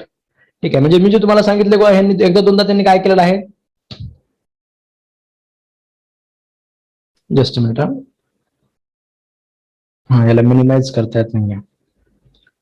ठीक आहे, ठीक आहे, म्हणजे तुम्ही जो तुम्हाला सांगितलं होतं किंवा म्हणजे ज्यावेळेस समजा आपल्याला अशा प्रकारचं समजा म्हणजे तुम्हाला जे प्रश्न विचारलेले आहेत या क्वेश्चन पेपरमध्ये स्पेसिफिकली सरळ सरळ बेराटचे स्टेटमेंट घेतलेत आणि त्याच्यामध्ये फक्त नॉट वगैरे शब्द टाकले आहेत. Public officers cannot be transfer, म्हणजे एकच बरोबर आहे. बाकीच्या ठिकाणी तुम्हाला mayor suit can be transfer, म्हणजे ह्याच्यातलं नॉट काढून टाकलेलं आहे. ठीक आहे, म्हणजे हे कॅनॉट बी ट्रान्सफर जे होतं, ठीक आहे, which property cannot be transfer, section 6 जो आहे आपला ट्रान्सफर प्रॉपर्टी ऍक्टचा, जशाच तसा विचारलेला आहे, फक्त ते नॉट काढून टाकलेला आहे समजा. त्याच्यानंतर डिग्री मे बी एक्झिक्युटेड. ठीक आहे, काय जे कोर्ट पास करतं आणि ज्या कोर्टाला पाठवली जाते, आपण हे सुद्धा बघितलेलं होतं किंवा कोणत्या कारणासाठी पाठवली जाते, इथपर्यंत आपण डिस्कशन केलं होतं. त्यामुळे हे तर वरवरचा प्रश्न होता एकदम, आपल्या नोट्सला एवढ्या जास्त मध्ये पण जायची गरज नव्हती. तुम्हाला जे ऍप्लिकेशनवर विचारलेलं होतं तर ते हा तिसरा प्रश्न आहे रेंट कंट्रोल ऍक्टचा, म्हणजे ऍप्लिकेशनवर 3 प्रश्न आहेत. Just minute sorry. ठीक आहे, म्हणजे तुम्हाला जो हा प्रश्न विचारलेला बॉम्बे रेंट वगैरेचा सरळ सरळ ऍप्लिकेशनवर विचारलेला तिसरा प्रश्न आहे. त्यानंतर मी जे तुम्हाला म्हटलं होतं की सेक्शन 5 वर 3 प्रश्न विचारलेले आहेत, सेक्शन 5 वरचा हा तिसरा प्रश्न इथे आहे. ठीक आहे, प्रोव्हिजन्स ऑफ दिस सेक्शन मी जे तुम्हाला सांगितलं होतं किंवा म्हणजे आतापर्यंत त्याच्यावर आता ह्या सेक्शन 5 वर तर म्हणजे याच्या ऍप्लिकेशनवर हा कधीतरी 4था-5वा प्रश्न असेल. ठीक आहे, मागचे क्वेश्चन पेपर सुद्धा बघणं याच्यासाठी गरजेचं असतं. ठीक आहे, मी मागच्या सुद्धा काही क्वेश्चन पेपरवर मी व्हिडिओ बनवणार आहे. हा 2021 2020चा 19चा ह्याच्यावर सुद्धा आपण असे म्हणजे मागचे क्वेश्चन पेपरचे आपण व्हिडिओ बनवणार आहेत. ठीक आहे, हे सगळे व्हिडिओ तुम्ही बघून घ्या त्याच्यामध्ये. तर हे सुद्धा त्याच्यामध्ये ट्रेंड आहेच की कशासाठी ऍप्लिकेबल असतो. ठीक आहे, applies to suit appeal application, म्हणजे सॉरी अपील अँड ऍप्लिकेशन, त्याच्यामध्ये सरळ सरळ दिलेला आहे not applicable to the suit execution proceeding वगैरे यासाठी ऍप्लिकेबल नसतो. सरसकट तिथे आपण लिहून सुद्धा घेतलेलं होतं, मी तुम्हाला स्पेसिफिकली लिहून दिलं होतं की दिस सेक्शन नॉट अप्लाइज टू. ठीक आहे, कारण अशा प्रकारचे प्रश्न येतात हेच मी तुम्हाला सांगितलेलं होतं, त्यामुळे सरळ सरळ प्रश्न होता, तुम्ही सोडवलाच असेल. त्याच्यानंतर tradesman leaves goods by mistake. ठीक आहे. Is bound to pay quasi contract आहे, सरळ सरळ कॉझी कॉन्ट्रॅक्टवर त्याच्यामध्ये त्यांनी तुम्हाला प्रश्न विचारलेला आहे. ठीक आहे. त्याच्यानंतर सेक्शन 90 आहे. Section 90 stipulation in a contract of sale of goods. ठीक आहे. जर कॉन्ट्रॅक्ट मध्ये असेल तर ते एक तर वॉरंटी असते किंवा एक तर हे असतं कंडिशन असतं, वॉरंटी किंवा कंडिशन. इथे तुम्हाला कंडिशन दुसरा काय ऑप्शनच नाहीये, एक तर गॅरंटी अग्रीमेंट वगैरे दिलं, त्यामुळे सरळ तुम्हाला वॉरंटी लिहायचं होतं. त्याच्यानंतर पब्लिक डॉक्युमेंटच्या डेफिनेशनवर प्रश्न होता 91. ठीक आहे. सरळ उत्तर होतं पब्लिक डॉक्युमेंट असतं. प्रायव्हेट डॉक्युमेंट जरी असतील त्याच्यामध्ये जर रेकॉर्डमध्ये समजा आपण तिथे ठेवले असतील त्याला आपण पब्लिक डॉक्युमेंट असं म्हणतो. त्यानंतर 92 आहे magistrate may record confession of statement made by him in course of investigation. ठीक आहे. म्हणजे सरळ आहे त्याच्यामध्ये सेक्शन नंबर 164, म्हणजे खूप लँडमार्क सेक्शन आहे. ठीक आहे. म्हणजे तुम्हाला म्हणजे स्पेसिफिकली आपण लिहून घ्या असलं आपण डिस्कशन केलेलं आहे, याच्यावर आपण खूप जास्त डिस्कशन केलेलं आहे. म्हणजे आपण ज्या लेवलचा अभ्यास आपल्या क्लासमध्ये केलेला आहे त्या लेवल पुढे हा प्रश्न म्हणजे खूपच चिल्लर प्रश्न आहेत हे सगळे. ठीक आहे. ठीक आहे. त्याच्यानंतर आहे सेक्शन 93. ठीक आहे. म्हणजे 93 सुद्धा जस्ट ज्याला वर घेतो मी थोडंसं. ठीक आहे. 1% म्हणजे सरळ डेफिनेशन आहे, प्रपोजलची डेफिनेशन तुम्हाला विचारलेली आहे. त्यानंतर हे राहिलेलं शेवटचं स्लाइड. ठीक आहे. 94, 95, 96. ठीक आहे. सिंपल आहे. Note suit specific shall be brought. ठीक आहे. म्हणजे सेक्शन 6 चा जो सूट आहे म्हणजे सेक्शन 6 आणि सेक्शन 5. ठीक आहे. आपण याचं कम्पॅरेटिव्हली सुद्धा आपण याच्यामध्ये याला स्टडी करत असतो. म्हणजे सूट फॉर द डिस्पोजेशन. ठीक आहे. Suit based on the title and suit for the dispossession. कोणता किती दिवसामध्ये, इकडचा 12 वर्ष आणि इकडचा 6 महिने. ठीक आहे. From the date of disposition, dispute between वगैरे नाही आहे, डेट ऑफ डिस्पोजेशन. डिस्पोजेशनची डेट महत्वाची आहे. ठीक आहे. कारण तो सूट बेस अपॉन द डिस्पोजेशनच आहे. ठीक आहे. त्याच्या हेडिंग मध्येच त्याच्यामध्ये दिलेलं उत्तर आहे. त्यामुळे ते सरसकट 6 महिने डिस्पोजेशन होतं. त्यानंतर period of limitation for 12 years for landlord to recover possession of tenant start. ठीक आहे. म्हणजे हे सुद्धा त्याच्यामध्ये सरळ होतं टेनन्सी इज डिटरमाइंड. ठीक आहे. म्हणजे हा सुद्धा लिमिटेशनचाच प्रश्न आहे त्याच्यामध्ये. तर आपल्याला मी जे तुम्हाला सांगितलं होतं की जनरलाइज बघून घ्या आणि त्याच्या एक लॉजिक लक्षात ठेवा, तर त्या लॉजिकनुसार तुम्हाला हा सुद्धा प्रश्न सुटणार होता. ठीक आहे. त्याच्यानंतर त्याच्यामध्ये 96 आहे. ठीक आहे. सीआरपीसी एक्सटेंड टू, आता हे काढून टाकलं अमेंडमेंट आपण, होल ऑफ द इंडिया त्याच्यामध्ये तुम्हाला लिहायचं होतं. म्हणजे ते अमेंडमेंट झाल्यामुळेच त्यांनी प्रश्न विचारलेला होता. सरसकट सगळीकडे ऍप्लिकेबल असेल, आता असं काही कुठं हे नसेल. त्याच्यानंतर तुम्हाला हा सरळ लिगल डिसॅबिलिटीवर विचारलेला प्रश्न आहे. ठीक आहे. लिगल डिसॅबिलिटी विचारलेला 97. ठीक आहे. म्हणजे असं याचं सुद्धा सरळ त्याच्यामध्ये उत्तर होतं. Computing period of limitation date from the date, जो ज्या तारखेला समजा हे केलं जातं ते एक्सक्लूड केलं जातं. बाकी ठिकाणी त्यांनी फक्त नॉट वगैरे समजा अशा प्रकारच्या गोष्टी टाकलेल्या आहेत. फक्त वाचायला मोठा वाटणार होता, पण वाचल्यानंतर सरळ लक्षात येणारा प्रश्न होता. त्यानंतर consent is not cause by the, सगळ्याच गोष्टी आहेत. अनड्यू इन्फ्लुएन्स असू द्या, फ्रॉड असू द्या, सगळ्यामध्येच तो काय असतो, फ्री कन्सेंट नसतो. ठीक आहे. त्याच्यानंतर 99 आहे. जस्ट मिनिट, याला थोडंसं वर घेतो. ठीक आहे. Appeal may be admitted after the prescribe period. ठीक आहे. अपीलंट इज सॅटिस्फाईड दॅट, म्हणजे त्याला जर समजा सॅटिस्फाय झालं किंवा नॉट सफिशियंट कॉज, म्हणजे हा सुद्धा सेक्शन 5 वर तुम्हाला विचारलेला प्रश्न आहे. म्हणजे हा तिसरा प्रश्न आहे लिमिटेशन ऍक्टवर, जो तुम्हाला त्यामध्ये एकाच सेक्शनवर विचारलेला आहे. ठीक आहे. त्याच्यानंतर सेक्शन 100 आहे. सेक्शन 100 तुम्हाला दिसतोय का व्यवस्थित? ठीक आहे. हा, म्हणजे काय आहे, पर्सन सेट, म्हणजे असेट जर समजा त्यामध्ये दिली तर ते काय होतं, प्रॉमिस होतं. म्हणजे प्रॉमिसची डेफिनेशन विचारलेलं आहे. प्रपोजलची डेफिनेशन विचारली, लगेच प्रॉमिसची डेफिनेशन विचारली. ठीक आहे. म्हणजे सगळं डेफिनेशनवर त्याच्यामध्ये तुम्हाला 2 प्रश्न विचारलेले आहेत. ठीक आहे. तर थोडक्यात काय, तर अतिशय सोपा त्याच्यामध्ये पेपर होता. ठीक आहे. म्हणजे बऱ्याच विद्यार्थ्यांनी 100 पर्यंत सुद्धा मार्क त्याच्यामध्ये घेतलेले आहेत. ठीक आहे. म्हणजे अशा प्रकारचा हा पेपर होता. तर कुठलाही त्याच्यामध्ये पेपर जर असेल, आपल्याला जे मागचे क्वेश्चन पेपर आहे त्याच्यातले बरेच प्रश्न असे आहेत जे मागच्या क्वेश्चन पेपरला सुद्धा विचारलेले आहेत. ठीक आहे. म्हणजे मागच्या क्वेश्चन पेपरमध्ये सुद्धा सापडणारे बरेच प्रश्न आहेत. ठीक आहे. म्हणजे एकदम म्हणजे असं अनएक्सपेक्टेड असं जास्त काही गोष्टी नव्हत्या, फक्त सेक्शन नंबर एवढे विचारतील असं वाटलं नव्हतं.